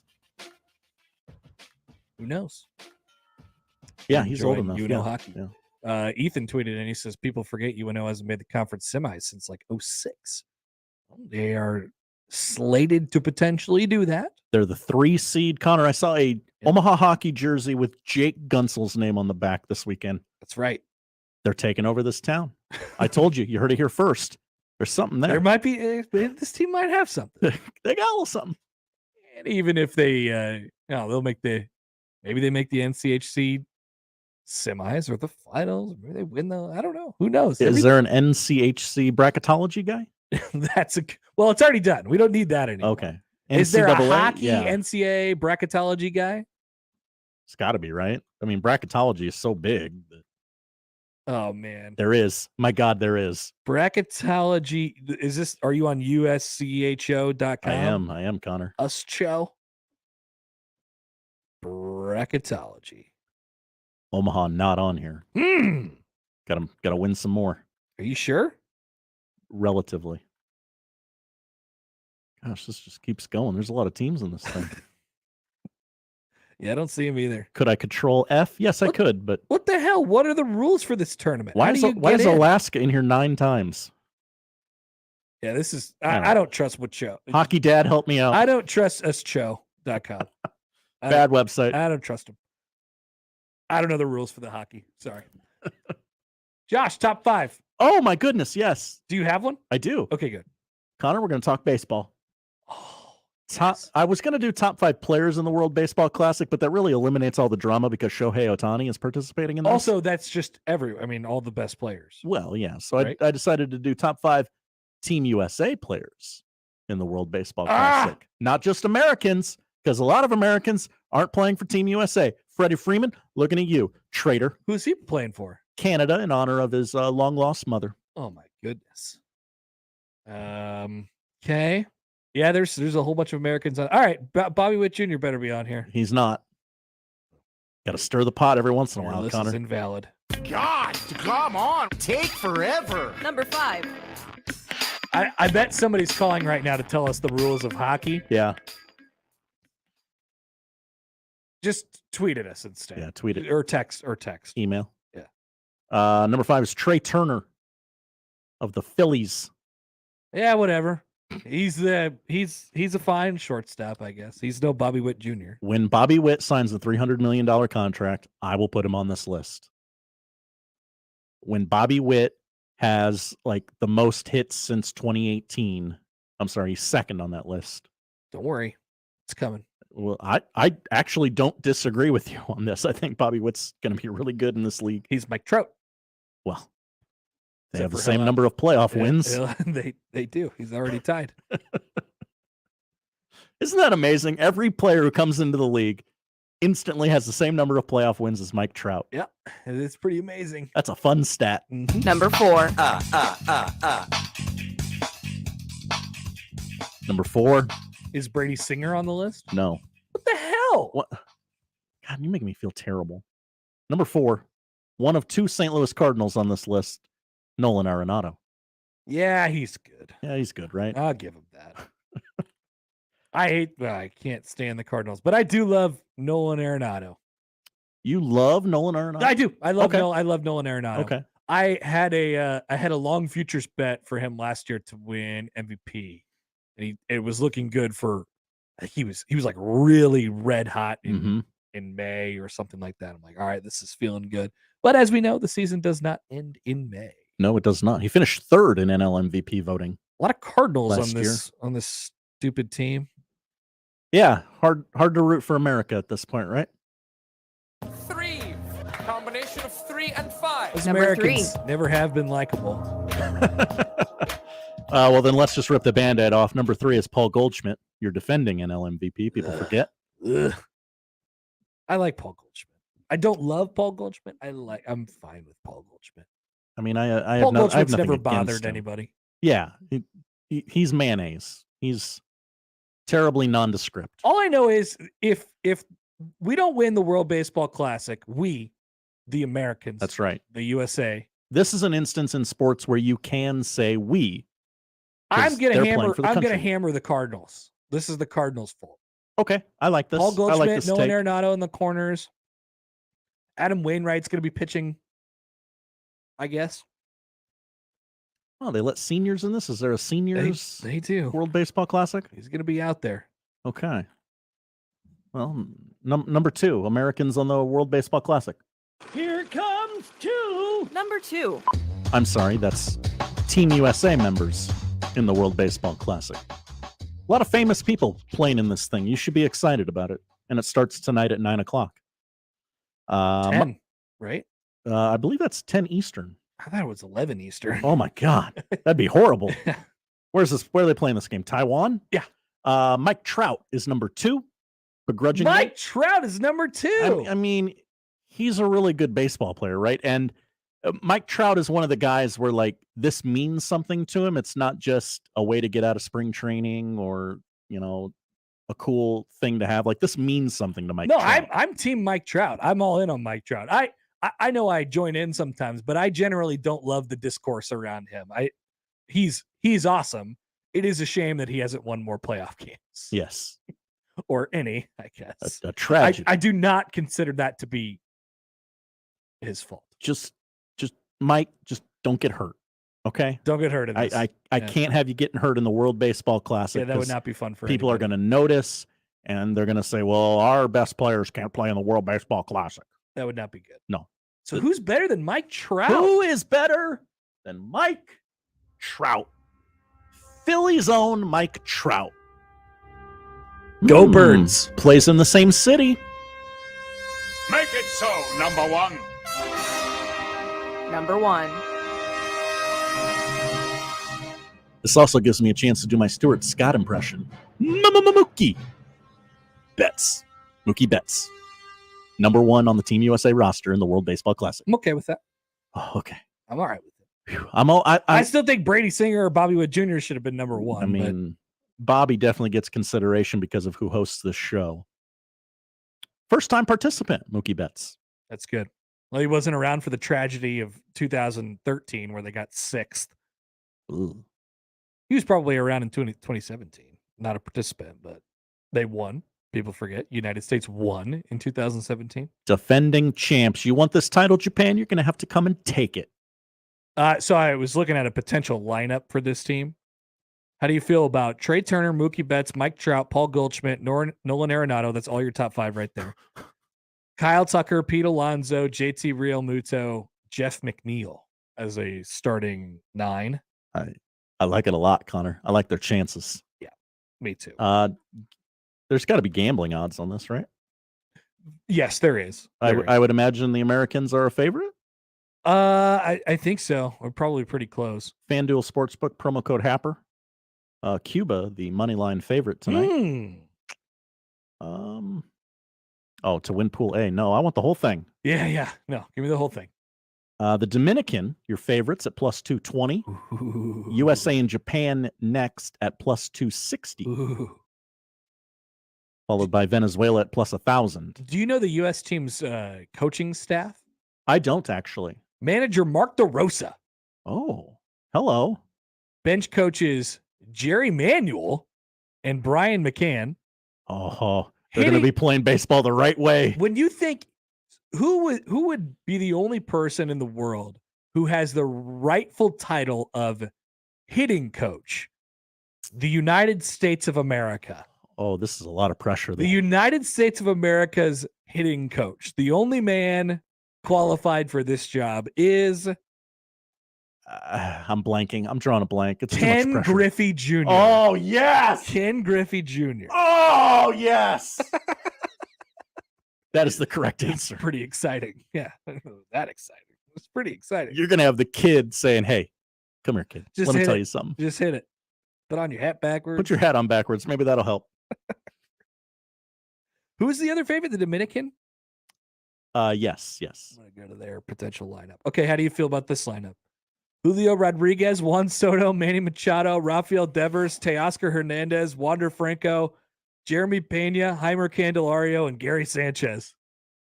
That's better. That's good. That's definitely better. No, that's a solid ball club. It's definitely better. You're going to get some dubs out of that. Rotation, Sandy Alcantara, Christian Javier, Johnny Cueto. Oh, a couple of Marlins. Alcantara. I never know which one it's there's a white way to say it and the way he says it. Oh, what is it? What's the way he says it? Sandy Alcantara. Alcantara. Where's Team Italy? I'm partial to Team Italy. All the Vinnies. Vinny, Nicky. Italy. Here we go. Vinny's sitting third on this team. Of course. Sal Frelick, David Fletcher, Vinny Pasquantino, Miles Mastrobuoni, Nicky Lopez. Careful with that name. Yeah, I know. Ace pitcher for Team Italy. I think I've mentioned this before. Matt Harvey. Oh, that's right. Matt Harvey. The Dark Knight? Yes. Maybe he will rise. Where'd they find him? Team Japan, Shohei Ohtani, Yu Darvish. Is Lars Nootbaar in the starting lineup? I don't know. I didn't want an article. I just wanted the lineup. Lars Nootbaar is yes, he is. Yeah, he's on Team Japan. It's really, really funny. And all the Cardinals fans are freaking out because him and Ohtani are doing hand signals to each other and they think they're best friends. And they're like, "Oh, Ohtani to the Cardinals confirmed." I would be very unhappy if that happened. Yeah. Very unhappy. I think we all would. All right. Thank you, Josh. Thank you, Connor. World Baseball Classic begins tonight. Begins for the USA on Saturday. But we're in the spirit around here.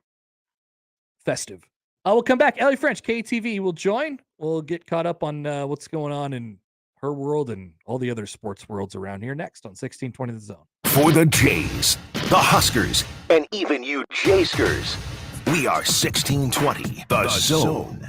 Does eating at home have you singing the blues? Stop by Cobb's at the Shadow Lake Town Center, 180th and Center, or 72nd and Jones to grab a delicious pizza, burgers, fresh salad, and some tasty charred wings. They even offer keto crusts and an extensive variety of shareable appetizers. Dine in, carry out, or delivery. Cobb's, now with 3 convenient locations to serve you. Shadow Lake Town Center, 180th and Center, and 72nd and Jones. Click cobbspizza.com to see the menu, pizza, and so much more. The postseason makes its annual stop to Madison Square Garden. It's quarterfinal Thursday of the Big East Tournament. The Creighton Blue Jays. Pregame coverage begins at 8 p.m. Tip-off at 8:30. Thursday night on 1620 The Zone and 1019 The Keg.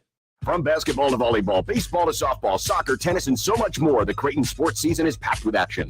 The 1620 The Jays podcast, presented by Barry Law, covers it all. Each week, we visit with Blue Jay athletes and coaches to hear their stories and document their climb through the Big East Conference. The 1620 The Jays podcast drops each Friday morning and is found at 1620thezone.com and all major podcast platforms. Just search 1620 The Jays. Covering all things Creighton Blue Jays, it's the 1620 The Jays podcast, presented by Barry Law from 1620 The Zone. I know I need to pay attention to my health, but I just can't seem to find the time. Between rushing to work and taking care of the kids, there's not much time left over for me. So I decided to start small by eating more fruits and vegetables and being more active. And then I got the family to make some changes too.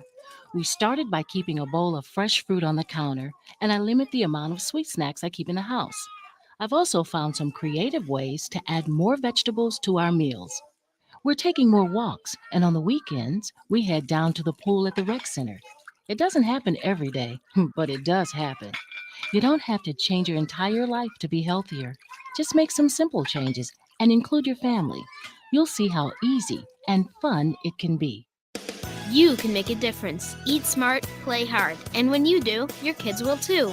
A challenge from USDA. Howdy, folks. Greg Wagner joining you from the Nebraska Game and Parks Commission. Time now for another Nebraska Outdoor Update. Zzz, blip. Did you know there's some fun open water fishing to be had this time of year? There is. In our cold water, northern and western Nebraska trout streams, wonderful spring-fed waters, support mainly rainbow and brown trout, and you could even work on your Trout Slam Challenge in those. Get more details at outdoornebraska.org. That's outdoornebraska.org.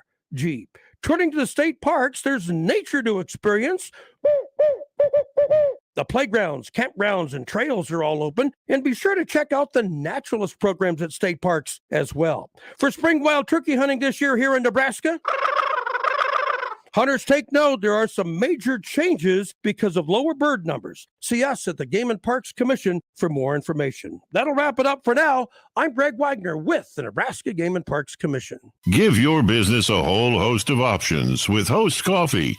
The most impressive selection of office coffee, water options, healthy food options, and vending technologies. Host Coffee, serving you since 72. Be a part of the Host Coffee team today. If you'd like to work for a trusted and loyal family-owned company that understands the needs of working families, Host Coffee has your opportunity. Apply at hostcoffee.net. Come visit Les Voltaires, Omaha's own little corner of France, for mouth-watering appetizers, French flair entrees, melt-in-your-mouth desserts, and an extensive brunch menu on Sundays from 10 to 2, whether dinner or brunch with friends, celebrating a special occasion, entertaining clients, or just chilling with French wines and craft cocktails. Les Voltaires will make you feel right at home, just like they've been doing for more than 2 decades. Les Voltaires, just off 156th and West Dodge Road in Pepperwood Village, and at lesvoltairesomaha.com. Tickets for Less. Best seats, best prices, no per-ticket fees. Ticketsforless.com. KOZN Bellevue, Omaha, Council Bluffs. This is 1620 The Zone.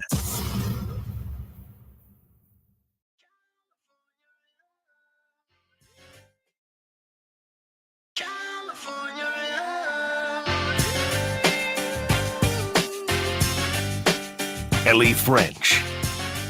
KETV Channel 7. Wow, there's an open for a person who's never even been here Tuesdays before. with Ellie on the Connor Happer Show on 1620 The Zone. Not too shabby, eh? Yeah, there's Ellie. Welcome. Welcome to the studio. I like vaguely heard that. Yeah, I don't think she even got to hear it. We don't have our headphones I open heard yet. I heard the California love loud and proud though. As I love that. usual, we are very well prepared here at the Connor Happer Show. We don't have headphones for her. She doesn't have Wi-Fi Hey, yet. I- She brought headphones for herself, but you need like a different plug-in. I know it's for fine. all this stuff. It's fine. We're here. So That's here's how this began. Ellie was like, "Hey, I've done like radio a little bit." That's it. That's all we needed. Just even a little bit. I was like, "Come on in. We trust you. That's fine. Come on in Yes. and hang out." Even though it's been, gosh, almost like 2 years at this point. Okay, so but that's what I was it's fine. wondering. You've been here for 2 years now. Almost, yeah. It'll be so September of 2021 is when I started. So yeah. And everybody has a story of what they were immediately thrown right into that they knew nothing about. Oof. I mean, for everybody, it's everything. Yes. What was the first thing that you covered? High school football. Just got right into it because of the timing. I think that and this Husker season for football had already started too. So football just really got thrown into the fire with everything, but especially high school football. Right. I'm trying to remember what my first Nebraska game was. I think it was the second game of the season, maybe. So 2 years ago, so 21. Yeah. That I'm was a like- great season, as everybody knows. Here, I'll plug this in for you. Oh, thank you.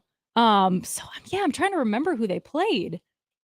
But the second Husker game of the season, I think, was my first, and it was the first home game. Yeah. Why does this feel like forever ago? Well, it was. Yeah. I can't even remember what I did yesterday. So Yeah, exactly. Yeah. So Ellie French from KTV is here, and we were saying this before, Josh. You guys and the local TV news people, you guys are everywhere, and we are only here. Mhm. So that's part of the reason why. I mean, you were at state basketball last week. You'll be at state basketball again this week. We don't know anything about these things, so this is why you're going to be our correspondent on things that we don't know about or things that we want to know more about. pressure's on now. Yeah, it really is. You're a Penn State alum, right? I am. Yep. Graduated there in 2019. And like I said, I didn't know if you guys would let me in today since I am wearing the Penn State. I have sweatshirt. no hate for Penn State. I don't feel any hatred toward Penn State. I don't know what is that. Does that offend you? No.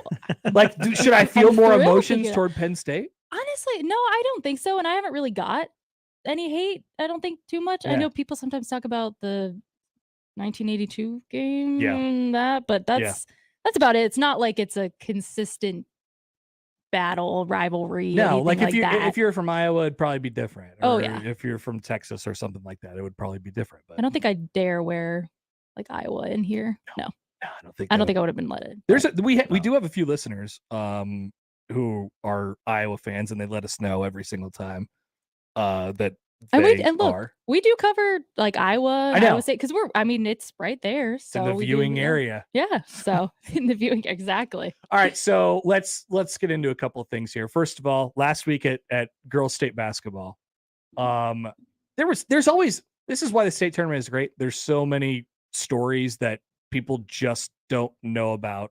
What did you pick through last week? I know you did a story on refs, right? Our crew of refs, or was that somebody else that I saw? No, that might have been someone else. However, they did have an and I didn't even know this until Andy had pointed, my boss Andy Kendi had pointed it out to me. Andy Kendi had pointed it out to me.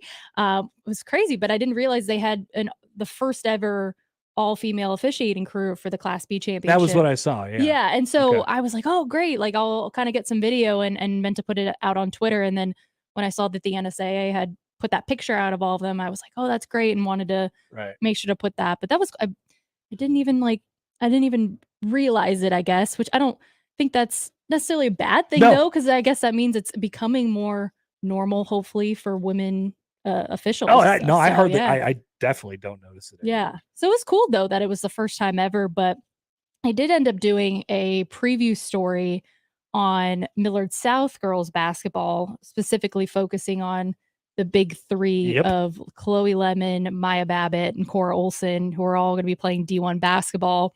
And their story's so fascinating because the three of them have been playing together since the 7th grade, playing like travel basketball. I think it's like all Nebraska, Attack, the AAU stuff. And just the heartbreak, though, of like losing in the semifinals the last 3 seasons. It was kind of that this is now or never for them and the rest of the seniors because Right. they're going to be leaving. So for them on Friday to have won in the semifinals and punch their ticket to that championship was just amazing for them because they already got past that step that they couldn't get past the last 3 years. It's almost hard to believe that they hadn't won. I always feel like they're there and they're in the neighborhood of teams that are in the conversation for winning championships, and they haven't. Yeah.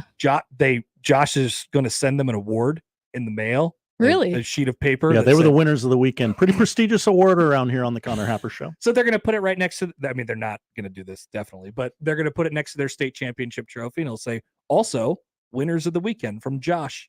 The Connor Happer Show. I think that's even more impressive. Anybody than- is up for the winners of the weekend, by the way. We have some people who have already told us that they're going to like start, gaming the system so that they can win something purposely during the weekend and they can get something in the mail from Josh. Absolutely. I love I that. can be bought. I'm sure they have like they have like a meeting room with just newspaper articles that have been published about them and stuff. So I'm sure I'm sure they will. This is the spot. display Look at it. this. Yes. I'm right in the middle, I'm sure. Once again, dumb luck. Yeah. Has reared its ugly head. Yeah, you better make sure you send that one out, actually. And then boys state basketball this week, which will, these are, you mentioned it. We were talking a little bit before. It was such a long week last year with the tournament all shoved together into 1 week. And now it's still stretched out a day, but it's 2 back-to-back weeks. Yeah. Those are long days at PBA. It is a lot. And like I can't remember if I felt as exhausted last year just doing the 1 week with it all together. If I felt as exhausted then as I did this past weekend just covering the girls. Right, because it was Tuesday to Saturday last year, and now it's just Wednesday to Saturday. Yeah. It's only one less day. It was, I And will say though, back-to-back this weeks. past weekend was exhausting. Like, but it's fun though, but it's just kind of, it's go just because and there's a break I know between like some of the games and stuff, but I mean, it's a lot because it's I like know. you're constantly, as soon as you finish editing one thing, the other game's starting and you got to get out there to get the introductions and, then go try to edit some highlights at halftime and get back out there. So But it's you guys just- are hustling everywhere. You guys are everywhere. And it's that time of year where you have probably a billion things going on at once, whether it's a high school basketball game or a college basketball game, men's and women's, as we're watching UNO right now. the Yeah, it's awesome for them. Summit League championship game. It's great. Yeah, 15-16, 8-10 Yeah. overall, and they're playing for a spot in the NCAA tournament. Yeah. No, they Um, had played a great game yesterday too. Grace Cave, But- Weeping Water.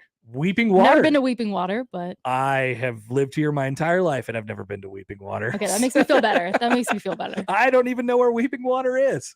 Have people tried You're to a like? huge maps guy, though. Well, I would say from being from here, I would expect you to at least know. Okay, Weeping Me, I Water. don't know. Yeah, no, you get an excuse. I definitely don't get that. All right, now we're going to the map. Poll question at Happer Show. Have you been to Weeping Water? Have you been? Oh, Weeping Water's close. Weeping Water's just south, Okay, of Omaha, really? reasonably just south of Omaha. Yeah. If there's any, diner that would like to host us, we'll do a show on the road from Weeping Water. Kind of fun, I think. What's going on in Weeping Water? I just assume if I don't know where something is, I'm like, it's in the Panhandle, probably. That's I'm- what I don't know if assume. that's- I don't know if that's bad, but I'm just like, if No, I don't but that's know how where you it get is, into then- trouble. That's how you get Okay. into. People are like, nope, it's not Nope. Western Nebraska. If I you call know. everything Western Nebraska, it's not much as Western Nebraska. But I Yeah. think of everything west of Omaha or Lincoln as Western, Nebraska. Don't Yeah, Josh that's fair. Peterson this, Connor. That's what I did. I mean, Josh has a point. There's a lot out there. I do got to get out there more though. That's one thing I'm like on these days off. I gotta just go to some of the smaller towns and I mean, like Chimney Rock, maybe. I know that's a big thing. Go see that. Never been. Okay. See? All right. Now I'm feeling a little bit better. I'm serious. I mean, have you been to Chimney Rock? Secondary poll question. We also have up there, does Josh Tweederson have a point? Yeah. If you're not familiar with the Connor Happer Show poll questions, I was reading some of them yesterday. I think I saw, is there a bad aioli? Yes, that's us. And I think most people actually said yes. Which I was like, Oh, there's bad aioli out there for sure. I just think there's too much aioli sometimes. I can agree with that. I don't think I've ever found a bad aioli yet, though, but I'm sure there is one. But I think maybe I've just been lucky. And Nick Hanley made the point. And I don't know if I really buy it, but we figured we have to ask the question: is there bad aioli? You have to. But you've found good food here, things like that as well. Yeah, plenty of things. You don't have to go to the western portion of the state on your days off. No, definitely not. Lots of good food, and I mean, like before this, I worked in very small town Mississippi, where like there was maybe a couple mom and pop restaurants, and then the rest was fast food. Yeah. So like I'm like, Omaha this is a food mecca to me coming from there. But like even that point aside, there are a lot of really good restaurants and varieties in Omaha, and like lists of places I still need to try, and I'm slowly but surely crossing some of those places off. I did. See, I'm bad at this type of stuff because I'm not very good at going to the local restaurants either. I just get set into the ones that I end up going to, and then I just go back to them like 100 different times. That's fair. Getting out and exploring. I almost wish everything was new, so I didn't do that. Well, and I also fall back to like, I think I get Jimmy John's like 3 times a week just because it's like super easy, convenient drive through. So I'm like, all right, let's maybe not do that as much and try somewhere else. Hockey Dad tweets in, he says, Weeping Water's right down the street. How could you have never been there? I don't know. I didn't drive down the street, I guess. Well, it's it's top of the list, I'd say. Top of the list is Weeping Water. Or you could tell us more towns that any of us should visit. We could do a road show from there at some point. Whatever you want to do in that. Ellie French is here from KETV. We'll continue to chat here. Well, I mean, we sort of have a get to know you type of thing, but also we got to talk sports as we continue on through the show. So you can send in questions at Happer Show if you'd like to. We'll come back with more with Ellie next on 1620 The Zone. Calm down, guys. It's just a girl. Tuesdays with Ellie on the Connor Happer Show on 1620 The Zone. Live from the Host Coffee Studio. This is 1620 The Zone. Shop Woodhouse Buick GMC first and experience the difference. Climate-controlled indoor showroom at 119th and I gives you plenty of room to roam to find that perfect car, truck, or SUV. All the new and pre-owned inventory under one roof at 119th and I, or online where they streamline the process, making it easy on you at WoodhouseBuickGMC.com. And you may find yourself behind the wheel of the most advanced and luxurious pickup in its class, the 23 GMC Sierra 1500. Find it today, 119th and I, Woodhouse Buick GMC, or online at WoodhouseBuickGMC.com. GMC, we are professional grade. Hey everyone, Josh Peterson here for my friends at Miracle Hill Golf and Tennis. Free golf workshops coming up throughout the month of March, and you can get signed up today at miraclehillgolf.com. Thursday, March the 9th at 6 p.m., Saturday, March 11th at 9:30 a.m., and Monday, March 13th at 6 p.m. Find out the pathway to lower your score and enjoy golf more than you have before. MiracleHillGolf.com. They're located just north of Dodge on 120th Street. Miracle Hill Golf and Tennis. Your neighborhood is more than blocks of buildings. It's the people who live there that make it special. At Union Bank and Trust, we're not just creating home loans. We're making neighbors. We're not just small business lenders. We're small business shoppers. We don't just live in your community, we help you build it. Because our people are your people. Visit ubt.com/neighbor to learn more. Union Bank and Trust, member FDIC. I'm Scott Trout, attorney and CEO of the domestic litigation firm Cordell & Cordell. We help men deal with the life changes triggered by divorce, such as child custody and property division, among many others. But life changes also occur after divorce. These changes can make parts of your existing court order irrelevant. If you feel a modification to your court orders might be necessary, talk to us at Cordell & Cordell. We're a partner men can count on. Schedule an appointment with one of Cordell & Cordell's Nebraska or Iowa attorneys. 13340 California Street, Suite 200, Omaha, Nebraska, 68154. Come visit Les Voltaire, Omaha's own little corner of France, for mouth-watering appetizers, French flair entrees, melt-in-your-mouth desserts, and an extensive brunch menu on Sundays from 10 to 2, whether dinner or brunch with friends, celebrating a special occasion, entertaining clients, or just chilling with French wines and craft cocktails. Les Voltaire will make you feel right at home, just like they've been doing for more than 2 decades. Les Voltaire, just off 156th and West Dodge Road in Pepperwood Village, and at lesvoltaireomaha.com. Your 17th ranked Omaha Maverick hockey team hosts the NCHC playoffs for the first time since the opening of Baxter Arena. The Mavs take on the North Dakota Fighting Hawks this Friday and Saturday with a trip to the Frozen Face-Off on the line. All tickets for the playoffs are only $15 and they're going fast. So get your tickets today and let's rock the Baxter. Get your tickets by calling 402-554-MAVS or at omavs.com/tickets.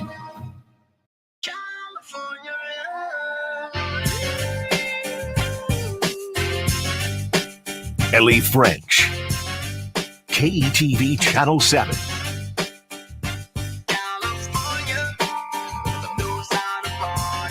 Tuesdays with Ellie on the Connor Happer Show on 1620 The Zone.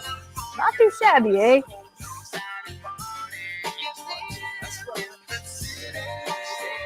All right, you're gonna have to explain that one to me. What is that? I'm trying to remember when I even said that. Like it was just something now? about Canada. I remember that. I produced the intro and it just needed something. Didn't you just say that like 5 minutes ago? Need a little pop at the end, and I put Ellie's name into YouTube, and that must have been from like one of some my demos came up. Yeah. Oh yeah. gosh. Nice. No. This is something I can use. Listen, we have a intern for the spring, and she's amazing. Annie is her name. She's a Creighton student.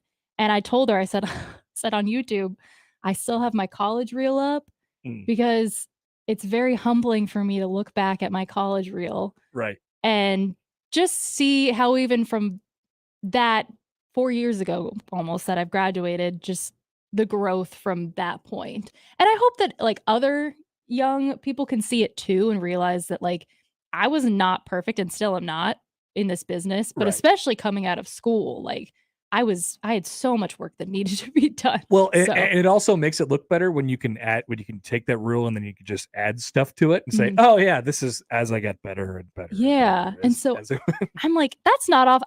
That probably was off my one, I think, from Mississippi to get the job here. Yeah, there was So a lot of even Mississippi stuff on there. Even seeing that, How long were you in hearing that Mississippi? cringy thing, I still Yeah. somehow got a job here. So anything is possible. How long were you in Mississippi? I was in Mississippi. So a lot of the TV business, how it works is like 2-year contracts usually are the norm. So it's just 2 years. Yeah. And so I was there from the summer of 2019 to summer of 2021. So 2 years. Yeah. Yeah. So, and COVID made it not feel like a full 2 years. Where in Mississippi? Meridian, Mississippi. Are we supposed to know what that is? No, I don't think so. Its nickname is the Queen City, though. Oh, fun. So it shares that with Charlotte, but nowhere, not as big as Charlotte at all. But So what'd you cover? so it was pretty close. So it's very East Mississippi, almost West Alabama. Okay. So we cover. It was, I guess, sort of similar with Omaha, where it's like very close to the border. So you cover mainly Mississippi, but some Alabama stuff. So we would run like University of Alabama athletics, and like we could go. I personally never, unfortunately, got to go to Bryant Denny and go to a Bama football game. My coworker did. He went to like 2, and I was like, oh, I'll go the next year. It's okay. And then COVID hit, and so I never got to go. But that's okay. Yes, and so we would cover some of them, and University of West Alabama, which is they're Division II. Okay. So that was really fun too, because I mean, like Malcolm Butler went there, and Oh, Tyreek nice. Hill did. So they've got like banners of them, and their coach was great. But mainly like the big ones were like Mississippi State was, because Starkville was like an hour and a half. Hattiesburg, where Southern Miss was an hour and a half away. Jackson was an hour and a half. So, but Ole Miss too, which Oxford was like 3 hours away. So, but a lot of JUCO stuff too. Like that was my first experience. East Mississippi Community College, which Shout everyone out knows. Josh, Iowa Western. Yeah. And Yeah, Last I know all Chance about U them. and all that. East Central Community College, Meridian Community, a lot of JUCO sports. So that was, we had 3 big JUCOs to cover. So that was cool. My first kind of introduction. I'm jealous. I never have gotten to see any of that other stuff. I always just hear about it or have to watch it on Last Chance U and stuff. You gotta go. Have you ever been to a Iowa Western like football game or any of their? All right. So we're putting them on the spot here. No, I have not. I've never been to an Iowa. Invitation's open, Connor. I could probably even get you in the broadcast booth, Connor. I know, Josh. I know. Or come hang with me on the sidelines. I shot like 3 of their games this past season. So. Out in the cold, the whole thing. Hey, season starts in August. I was say I think I the had warm 2, and the cold. Yeah. 2 games were actually pretty warm. Like I think I had the jacket on. I was like, I don't need this. Oh, that's the beauty of covering football in Nebraska. When you start off the season, you're dying, and then when you end the season, you're also dying just for the opposite reason. I've learned that. How have you enjoyed that so far? Being around Nebraska football. As far as like University of Nebraska or just like University of Nebraska, the big show in the state. It has been really fun because it was a big thing for me. I'm like, oh, it's cool that I get to be back covering like the Big Ten again and already have familiarity with the schools, obviously having gone to one. So that was fun for me. And then my brother went to Michigan State, so we're like kind of a Big Ten family in a sense. So it was really fun for me. I definitely knew like as far as kind of what the program was going through when I got here and just kind of that, figuring out like what the future was for it and just sort of knowing like this is sort of the very end with Frost and things maybe, needing to change or there's going to be a change in leadership. So I kind of felt that vibe and understood that coming in. And even from my time in Mississippi, like, oh, good, you picked that up. Yeah. like Mississippi State fired their, Joe Moorhead was the coach and they fired him. And then Mike Leach got hired when I was there. And then Lane Kiffin came in to Ole Miss. So like, I'd already kind of covered like 2 firings and hirings. So I was like, okay, like that could be a possibility with Nebraska. So at least I kind of have that experience of like the rumor mill spins of like, okay, like when Frost, got fired, like who are the potentials and stuff. So it was interesting though. But I remember like when he did get hired back at Nebraska and feeling like, oh, that was going to be a really good hire for them and being, unfortunately just not working out. But yeah. So I kind of knew that coming in just as far as like where realistically the program was at. Well, there's just, and you guys get to hear probably from people maybe, as much as us or more than us. But just the energy and the amount of, whether it's TV news coverage, newspaper coverage, whatever that is dedicated to that type of stuff. Like, does that ever catch you by surprise? I always find myself like talking about some weird random Nebraska football topic that would only come up here about this sport at this time. You're like, wow, why am I talking about this? And the answer is because people care about it. They do. No, they are. Everyone is really passionate about Husker football. Yeah. And I think that's important because that's been really critical and why the program has still stayed pretty relevant, even though the results haven't translated to the field. Like, it's just the brand. You always got a chance. Yeah, it's just the brand. Like the fans are passionate, and it's awesome to see people still showing up for games. Because it's college football. Like, we get so excited about that in the fall. Like, we want to be there on a Saturday and just be part of that. And so even it's like, man, now can the results translate to the field too? And then it just would just all be perfect. But it's really comes down to just the people are so passionate, the fans, and it's got a very loyal fan base. And it spills into, Creighton basketball, who, is gearing up for another NCAA tournament. Women's sports, same thing around here. And now we're at the time of the year for you, for everybody else who's covering it, where everything's sort of happening at the same time. There's tournaments to fall. Like I said, we're watching UNO women right now, who have not had a great start in the first quarter of the Summit League championship game. But we know the Creighton women are going to the tournament. The Creighton men are going to go to the tournament as well. People are excited about Nebraska basketball right now.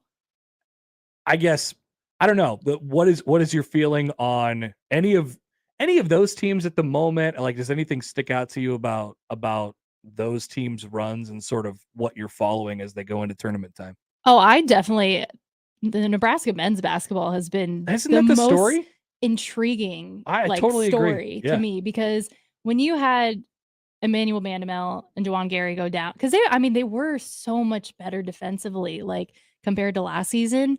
And so you just think once they lose them, like, that's it. Like, people, like, you're just ready to write them off and like, okay, well, let's just hope they can kind of limp their way to the finish line. But they have just like been playing with no fear and proving everyone wrong. And it's been weird. amazing. It's crazy how Creighton can be so consistent and they're so good and everybody knows it. You know, they have their flaws, but they're a really good team. And Nebraska has this situation where nobody expects them to do what they're doing, and it's like they definitely take over the story. That's sort of how it goes around here. Yeah, it's interesting because, like you said, we know kind of with Creighton, like, okay, so they had that stretch of losses. Obviously, Kalkbrenner being out was very critical in that. Definitely we know, significant. Yeah, we know how important he is to the team, and you know, Mac was just even talking more about it yesterday, and now he's back-to-back conference defensive player of the year. Like he's the impact of him. But yeah, just because it's just so surprising with Nebraska men that they just had what I think they had won like 4 of 5, and then the loss to Michigan State, which they were in for a while. 6 of 8 now, I think. Yes, and then beating Iowa to cap off the season, getting the sweep for the first time ever. Like they're just playing with truly like nothing to lose. Yeah, the Nebraska-Iowa thing, just to go back to it too, it never gets old. And there were people, you know, 10 years ago, 10 or 12 years ago, I guess, when Nebraska joined the conference, there were people like, I'm never going to feel the hatred toward Iowa. It's not a rivalry. I think we spent the first 5-6 years of Nebraska being in the Big Ten trying to convince people that it is a rivalry. And then Iowa started winning in football and basketball wasn't going so well. And now you don't need to convince them anymore. No, it's there, it's present, and you know, they're memeing them to death on Twitter after the games now. It's been, I love that. I love rivalries in college sports, and I'm glad that we have a real one here again. Yeah, it is, because that's the thing. I guess like Penn State never really had like a true rival. Yeah, who is Penn State's rival? For like a stretch of time, they had a series with Pitt when I was at school, and I know Pitt beat them one year. They played a non-conference football games, right? Yeah. Yeah. So that was slight rivalry, and then like you always just want to beat Ohio State and Michigan, but it's like they're not really like that's just because they're the best teams. Yeah, exactly. I think. Yeah, that's my sense on it. So that was really it. So it's kind of weird versus like my brother going to Michigan State. Like obviously Michigan is a big rival, but like Penn State just never really had that. So it's it was very weird. Yeah. Okay, so you're at PBA the rest of the week, I assume, right? Yeah. Well, Thursday, Friday, Saturday. Thursday, Friday, Saturday. Yeah. Sundays. I know, and I gotta pull up I had the bracket printed out on my desk, but I think you got Bellevue West, and that's kind of your story in Class A. Yeah, and then you sort of have everybody else in Class A. Yeah. Yes. Are you watching out for anything in particular this week? You know, I just think it'll be interesting to see if they can, because they've been runner-ups the last 2 years, I guess. So to see if they can get over that hump of that. And I mean, they're undefeated going into it. So you kind of know that they really are sort of the team to beat. I haven't got to watch them too much play in person this season, but it's funny. Yeah, because I assume you always, you end up at whatever game ends up being good, and then they've kind of won a lot of games. I know, and so it's like, okay. But as far as, and then, I mean, even like I think what will be interesting this year is because at least I was at the district championship when Gretna played Lincoln North Star and Lincoln North Star beat Gretna. It'll be interesting to see if the Lincoln teams really do kind of push the Omaha teams this year. I think that's kind of a big storyline going into the state tournament. I mean, 3 teams in the state tournament, almost got 4, except for an overtime loss against Westside. That is definitely a huge story. Yeah, and the Lincoln, they're speaking of rivalries. There's kind of like an Omaha Lincoln thing too. Yeah, it's sort of odd. Yeah, and they'll let you hear about it. Yeah, so that'll be interesting to see kind of how many Omaha teams end up advancing. I mean, I know we've got like Millard North and Elkhorn South play each other, so you're going to get one eliminated there in that first round. But yeah, I guess it'll just I think that's what's most intriguing to me. And Lincoln North Star actually plays Bellevue West for that first game, so that's a big one. And then on Sunday it's Selection Sunday, and then it's tournament time.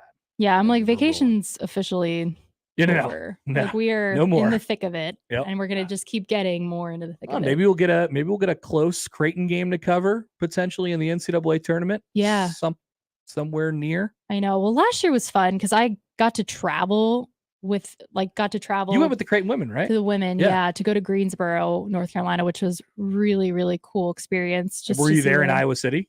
No, I wasn't, because I think, There was something we else. were back and forth of like, oh, could we go and stuff, but then obviously we were bummed that we didn't. Right. And the thing is, you can't film the games, which makes it a little bit more Shout out difficult. to the NCAA. Yeah, you can't film them, so you're going and you're like getting kind of post reaction. And the thing is, even when I covered Creighton women in the tournament in Greensboro, like I couldn't film like the post game. Like they had their own video, so you can't film the post game press conferences. Like you trust their video, and you have to roll on the TV feed and use the TV highlights. Very weird. You're only really shooting your stand-ups and stuff like that, and that's about it. And you have to have your Diet Coke in a Powerade cup. Oh, I know. Yeah.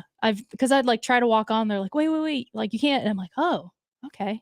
Or like pour it out or put it. Yeah. We love the sponsorships. NCAA. Of course. They rule. Of course. Ellie, well, welcome to the show officially. Thanks, guys. Appreciate it. We gotta. Maybe there'll be another half hour or an hour. We'll figure out how much time you have. If you want to hang out longer, we could do that too. But. Yeah. Well, no, thank you guys. I'm honored that I even had my own little intro, as cringy as Josh it was at the end. But Josh is all over the intros lately. Well, you're probably going to hate the one after this segment. Great. Here we Stay go. tuned. We'll come back. Ellie, well, I mean, you could stay for a couple more minutes if you want to, or whatever you want to do. Okay. Well, yeah. Or you could leave, because I know you got some other stuff. I would say, my mom and I have a very busy day of lots to do, getting nails done and figuring out what to eat for lunch. So we'll let you go. We'll see you at PBA this week. Thank you guys. Appreciate it. Ellie French, KETV. You can find her there. We will come back with more next. Ellie French. I've been hearing the cowbell going all day. I gotta have more cowbell. Tuesdays with Ellie on the Connor Happer Show on 1620 The Zone. Previously on The Crossover. I feel like if I'm in a sword fight, I want emotion. I want the crowd to get me It's riled not up. really a sword fight. You're just poking a guy with it. Still, you got a sword in your hand and you're trying to poke him. What would you call it? Connor calling fencing. Oh, that was a good poke. Nice poke. Yeah. Did you see him poke? That was a good one. Crowd's chanting poke. Mornings with Sharp and Hanley. The Connor Happer Show. Unsportsmanlike conduct. 6A to 6P. 1620. The Zone. Your Omaha area forecast from the Godfather's Pizza Weather Center and KETV News Watch 7 on 1620 The Zone. Another cloudy and cool day ahead for Tuesday. Breezy at times with east winds gusting 10 to 20 miles per hour. Highs in the low to mid 40s. I'm meteorologist Sean Everson from KETV News Watch 7. More with Connor and Josh after this. We're going to have an extensive professional relationship, my man. On 1620 The Zone. The Omaha Lifestyle and Home Expo, March 17th through March 19th at the CHI Health Center. Everyone, Josh Peterson here for my friends at Kugler Vision. It is spring break season. How about you take a break from those glasses and contacts? Give them a call today at 402-558-2211 or schedule a consultation online at kuglervision.com. Hey, everybody, it's Michael Super for Rotella's Italian Bakery Bread. It's that time of year again. You know what time it is? Sandwiches. 100 days of the year, you want to eat sandwiches. In my opinion, it's the best meal out there. It all starts with Rotella's Italian Bread. That's where it starts. Go to 108th and Harrison, check out their location there, get the smells for free, buy the bread, or go to your local grocery store. It's over 100 great years serving the community and high-quality products. Get your 100 days of sandwiches in, starting at Rotella's. Rotella's Italian Bread, over 100 years of tradition. There are 31 days in March, and you can save $31 per month every month at GenesisHealthClubs.com. If you don't get started on your fitness goals today, then when? Tomorrow, next week, next month, next year? Life's too short for that. Genesis Health Clubs is here all month, giving you 31 reasons to get started towards your summer fitness goals now, not later. Reason number 1. Abs like to sleep in. You have to start waking them up now if you want them to show themselves in the summer. Reason number 2. The safest, most sustainable weight loss is 1 to 2 pounds per week. The earlier you start, the farther you'll go. Reason number 3. If it is to be, it is up to me. Reason number 4. Results may take time, but you'll get blasted with endorphins and feel better today. Reason number 5. Because your health is worth it. 31 days in March, 31 reasons to get started today, and $31 to save every month when you get started at Genesis Health Clubs. Whatever your reason, go to genesishealthclubs.com today to get started. It's time to thank spring at Leach Camper Sales in Council Bluffs. We're kicking off a blowout sale on select 2022 model RVs with no payments for a year with approved credit. Visit leachcamper.com. And don't forget, the coffee's always on. Hi, this is Garen Armstrong with Shamrock Roofing and Construction. That small roofing company my father started 45 years ago has now become one of the largest roofing companies in America by following one rule, the golden rule. No one can install a better roof at a better price, a better warranty than Shamrock Roofing and Construction. Let our local family serve your family. Shamrock Roofing and Construction. Call today or visit us online at shamrockroofer.com. Ray Magliozzi here for eBay Motors. Okay, easy now. You're teaching your kid how to parallel park. Ouch! Turns out he likes to do it by feel. Don't worry, eBay Motors has bumpers, trunk lids, license plate holders, and headlights. They've got lots of headlights. When you need parts, get it right the first time with eBay Guaranteed Fit. When you see the check, you know that part's going to fit. eBay Motors. Let's ride. Eligible items only. Exclusions apply. Acura of Omaha has more than 100 quality pre-owned vehicles with most priced thousands below market value. Get our best price in just minutes at AcuraofOmaha.com. That's AcuraofOmaha.com. Colon cancer is the second leading cancer killer in the U.S., and Nebraska ranks 32nd in screening rates with only 58%. Get up to date on your screening. Colon cancer screening can prevent cancer from occurring and save lives. The Colon Cancer Task Force is providing free at-home kits for Nebraska residents aged 45 to 74. For your free screening kit, visit OmahaColonKit.com. That's OmahaColonKit.com.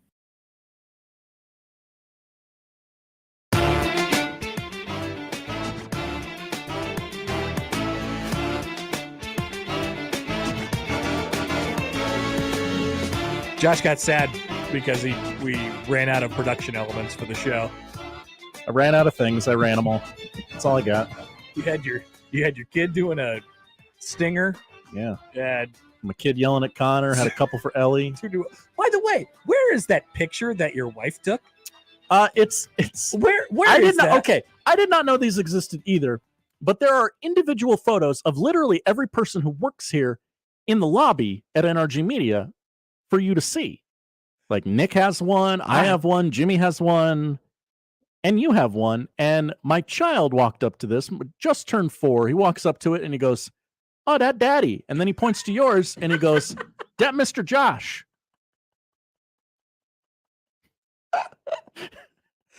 He's right. Very odd that those exist. Yeah. Also, I come in the side door. I do too. I don't go in the front. I don't. Maybe I should. Maybe I Never. should say hi to Miss Cynthia in the morning. I do. I walk behind her from the See, side I don't door even do to that. my office and I say, "Good morning, Miss Cynthia. How are you doing?" She goes, "I'm doing well. How are you?" She's it's just correct English with Miss Cynthia as always. I come in the side and I turn all the lights on because apparently nobody turns the lights on in here before like 9 o'clock. Oh yeah, you're the first person in that cube farm that needs the lights on. Well, you're the first person in that cube farm besides Jimmy. But then when Damon was here, he would like come out and say, "What the hell? Why are all the lights on?" I'm like, "It's 9 o'clock in the morning. It's time to work." Damon needed a darkness quotient. I guess so. Works in the darkness. So yeah, that's a little bit of what happens here inside the walls of NRG Media Omaha. Weird pictures and lights off for the majority of the time. women having a tough time right now, down 38-14 with 2:17 to go before halftime in the Summit League Championship. Poised for a major comeback. South Dakota State, 27-5 and ran their way through the Summit League undefeated this year. So that gives you a little bit of a clue on the type of team they're playing. The bracket sort of went haywire in the Summit League women's bracket. If anybody was watching that, that's how part of the reason why Omaha ended up in the championship game. Now down 40-17. South Dakota State receiving votes in the women's top 25, as is Creighton. Creighton should be in the top 25. I think so. They've been pretty good the entire year. One final thing before we get to the poll questions and get out of here. Last night, this popped up on the college football Reddit page. There was scheduled to be this morning, and I believe this has taken place, a Board of Regents meeting at the University of Colorado, what they're calling a special executive session board meeting for regents. And the recommended actions are as follows. Let's see here. Action number 1, legal advice on a specific matter. Seems very secretive. Number 2, athletics update on Pac-12. Does this lend any more credence to the report that came out earlier in the week regarding, or I guess late last week, regarding Colorado, Arizona State, and Utah potentially fleeing toward the Big 12? Well, 3 hours ago. Or, by the way, does it lend any more credence to the fact that the Pac-12 just may be crumbling in general? Well, Pete Thamel shed a little bit of light on this. I don't exactly know what it means, but he did break it down, I guess, on Twitter. No vote on any matter will emerge from this executive session where the Pac-12 will be discussed. Colorado law states that votes must come in a public session, so it is not a public session. Therefore, nothing can be voted on. Well, but if the wheels are turning, the wheels are turning. Yeah. And it does seem as if the wheels may be turning a little bit here on the whole Pac-12 situation. Basically, I mean, there's a lot of stuff out there from Pac-12 media who are starting to hear, a little bit more about the TV deal. Remember the situation we were in last summer is like, come on, Kevin, announce this TV deal. Yeah. Where are we at here? And we were starting to get the details and they were emerging. It was like, oh, CBS is going to join on. By the way, did you see the CBS Big Ten promo? No. It exists. Oh, let's go. They may be playing it during the NCAA tournament. Oh. Coming this fall. Wow. Big Ten football. Let's go. Yeah. So that was cool. So last summer, we're going through that entire thing, and we're just getting little details. And the details coming out from this round of TV negotiations with the Pac-12 and their media partners, they do not seem to be as, I don't know, positive as how the Big Ten turned out, where, the Big Ten is going to get a lot of money and a lot of money for each of their schools and a fantastic TV deal where they'll be on basically all the major networks with the exception of ABC, ESPN.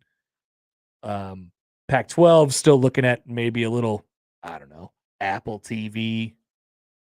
Maybe they'll end up on Tubi.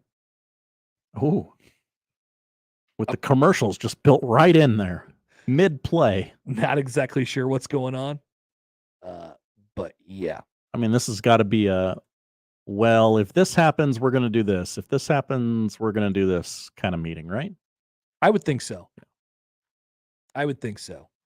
Just getting your ducks in a row. Does Dion go to the meeting? No way, right? I don't think Dion goes to the meeting. I don't think he goes to meetings. Dion, I don't know if he has that much pull yet, but Colorado has certainly been emboldened by Dion's presence. That's for sure. I've certainly heard about them more in the last however long it's been. Have you noticed all the Colorado fans who were just absolutely sure that Nebraska will lose in Boulder this fall? They are. I've noticed Colorado fans for the first time in like 20 years. Exactly. Well, that's a great start. Yeah, but they are quite confident. I don't know. Maybe. I would love for this rivalry to get popping again because I hate the state of Colorado. Josh. Because of Colorado University. Oh, yes. This is what we're talking about. We need this rivalry to pop up again. I love it's one of my favorite things in sports sports hate. We talked about it a lot last year. I love hating things. So much fun. And it's so easy to hate Colorado. It is. So easy. So easy. All right.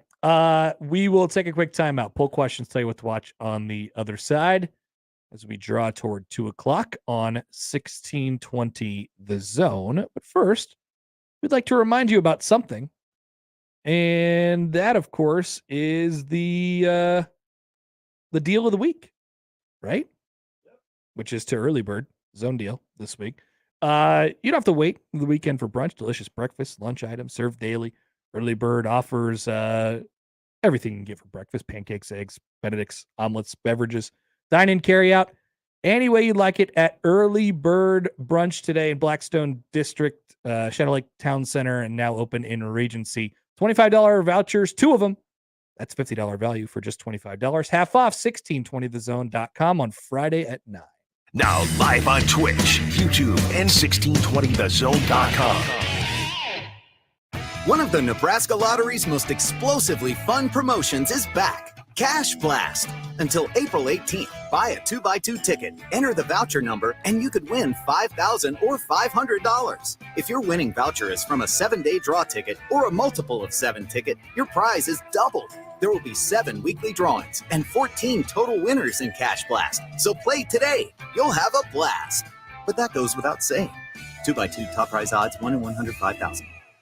My husband and I love to live in Nebraska. It's the good life. We always vacation here. Love those Nebraska state parks. We love to eat here. Where are you going to get a better steak? And we love to play here, especially Nebraska Pick 5 from the Nebraska Lottery. It has a $50,000 starting jackpot, drawing 7 days a week, and all the proceeds go back to our state. Hey, honey, this weekend, let's buy some Nebraska Pick 5 tickets, go to a state park, and grill some steaks. Like our first date. I'm no amateur. Top prize odds, 1 in 501,000. This is March Madness. 10 on the timer, 1 minute to play. Brooks on the right wing, looks up at the shot clock, twice between the legs, dribbles in on the angle, hook shot, got it! A wild circus hook shot goes for Brooks. Michigan up 4, 49 seconds to go. The Wolverines went on to beat Tennessee last year to reach the Sweet 16. It was a tournament with more than a dozen memorable upsets. Hear Westwood One's exclusive coverage of this year's NCAA tournament. I switched to Boost Mobile and got a free Samsung Galaxy A23 5G phone. Want to know the best part? It was free? Nope. The fact that it's on America's largest 5G networks? Nope. It's the ding. Oh, yeah. Love the ding. Right? It's all about the ding. It's the dingarooski, the dingaroner, the ring-a-ding-ding. Unleash your power to save with Boost. Get a free Samsung Galaxy A23 5G phone when you switch. Boost Mobile. Unleash your power. And the ding. Limited time offer. New customers only. Available on select networks. 5G not available everywhere. 1 device per line. Tax excluded. Additional restrictions apply. See your local Boost Mobile store for details.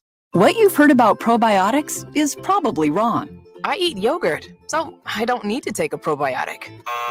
Probiotics? They don't really work. It's time to learn the truth about probiotics and join the Align Healthy Gut Team Up. Align has probiotics to naturally help relieve occasional bloating, gas, and abdominal discomfort. Try Align probiotics for a month and see how great a healthy gut can feel. Get $2 off your first month of Align at alignprobiotics.com.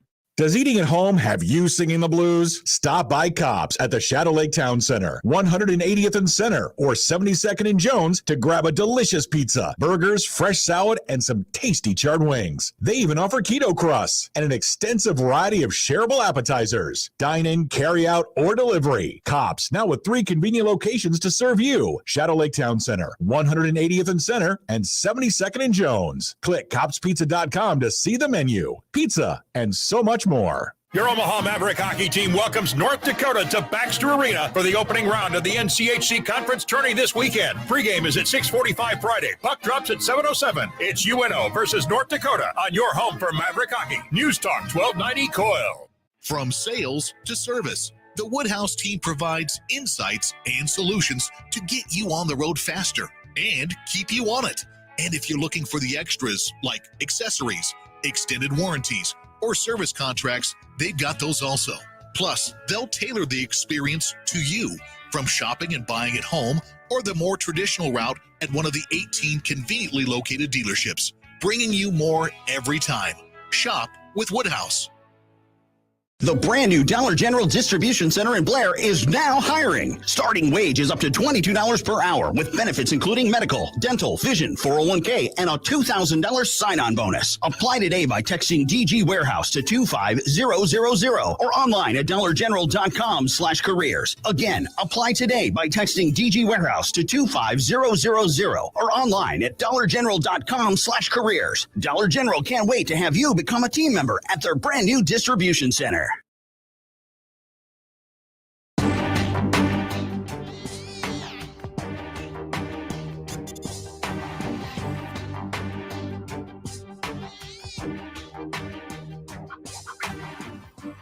Hockey Dad tweeted in. He said, where'd you see this Big Ten promo? They played it during a basketball game, during a Big Ten. I think it was during the Indiana-Michigan game on Sunday on CBS, obviously. They were like, hey, Big Ten football this fall. That makes sense. It was. I've seen it on TV. I haven't seen it floating around on social media yet. I'm sure somebody out there has it. But I haven't seen it floating around there yet. I saw it live on TV. Wow. Good old television, Josh. Don't we love it? I do, actually. I'm about to tell you what's on it. Oh, later today. That's after the poll questions, Sure. of course, which you could vote on at Happer Show. Do you feel whacked? Yes or no? Not really. I don't. No. 56% say no. Then we have to skip up a little bit. Do you like a big plane? Yeah, I yeah, do. I do like a big plane. 85% say yes. Should we feel more emotions for Penn State? No, not really. Yeah, it's too far. I can't. 97% say no. Very early on. That poll's only been up like an hour, maybe even less. than that. 47 minutes. But that number would be the most lopsided poll of the year. Holy smokes. Nobody feels emotion for Penn State. Have you been to Weeping Water? I have not. I'm sorry. I haven't either, and I'm not really sorry. 62% say yes, they have been to Weeping Water. Does Josh Peterson have a point? I mean, you had to know how this one's coming back. I was the one who posed this, so I'll give him a pity yes vote. 81% say no. Sad. And finally, have you been to Chimney Rock? I have not. I haven't either. 54% say yes. I know I should. I imagine that's about where it's going to end up, about 50-50. Those are the poll questions. Josh, what are we watching today? Doubleheader in the NBA on TNT tonight. Sixers at the Timberwolves, 6:30, followed by Grizzlies without, everyone you've heard of. At the Lakers tonight, 9 o'clock. Now, there's still a reason to tune in. It is Paul Gasol will have his jersey retired. Oh, Powell. So second straight show, we've mentioned the Gasol family. That's true. Wow, that's a record. World Baseball Classic tonight, 9 o'clock. FS1 Cuba versus the Netherlands. Watch the pride of the Netherlands, Kenley Jansen, Xander Bogaerts, and Didi Gregorius. Suit up for the orange and black. Hey, man, I don't know what the rules are. I don't care what the rules are. This is a great event. I love it. And as we said, the Americans kick off Saturday. Is that right? Saturday. Okay. I can never remember if it's Friday or Saturday for some reason. NHL doubleheader on Hulu. Sabres Islanders at 6:30, followed by Ducks and the Kraken. That's my son's favorite team because he likes monsters. 5 tickets will be punched in the big dance tonight. CAA championship between number 4 UNC Wilmington and number 2 Charleston. The 6 Colonial. o'clock. Yeah. CBS Sports Network is where you find that one. Horizon, number 4 Northern Kentucky against number 3 Cleveland State, 6 o'clock ESPN. Northeast Conference, Merrimack against Fairleigh Dickinson. That's a 1-2. Yeah, 6 o'clock on the Deuce. Farley Dickinson's already going to the tournament. Yeah. I knew there was something we had talked about with that matchup already. Yeah. Summit Championship tonight, number 1 Oral Roberts against number 3 North Dakota State, 8 o'clock on ESPN2. And the main event tonight, 8 o'clock ESPN West Coast Final. Number 9 Gonzaga against number 16 St. Mary's. Women's basketball on right now. It's at halftime on ESPNU and 11:80 Omaha against South Dakota State. Mavs win. They go to the women's tournament. They are down 44-16 at the half, though. Oops. And one bit of TV tonight, 9 o'clock, NBC. That's My Jam. Jimmy Fallon hosts a game show. There's some music in there. It's the season 2 premiere. Omaha's own volleyball owner. He's in Omaha right now, actually. Jason Derulo. Doing volleyball things. Jason Derulo and Nicole Scherzinger, formerly of the Pussycat Dolls, people forget, go up against Kelsey Ballerini and Julia Michaels in the Jimmy Fallon game show. Maybe there's a watch party for Jason Derulo tonight. Oh, Jason, we would love to go. We'll sit in the corner. We won't talk to anyone. We just want to be in the room. Or we could host. You could watch it here with us. Oh, yeah, we got a big TV. And our TVs that work very well. Yeah.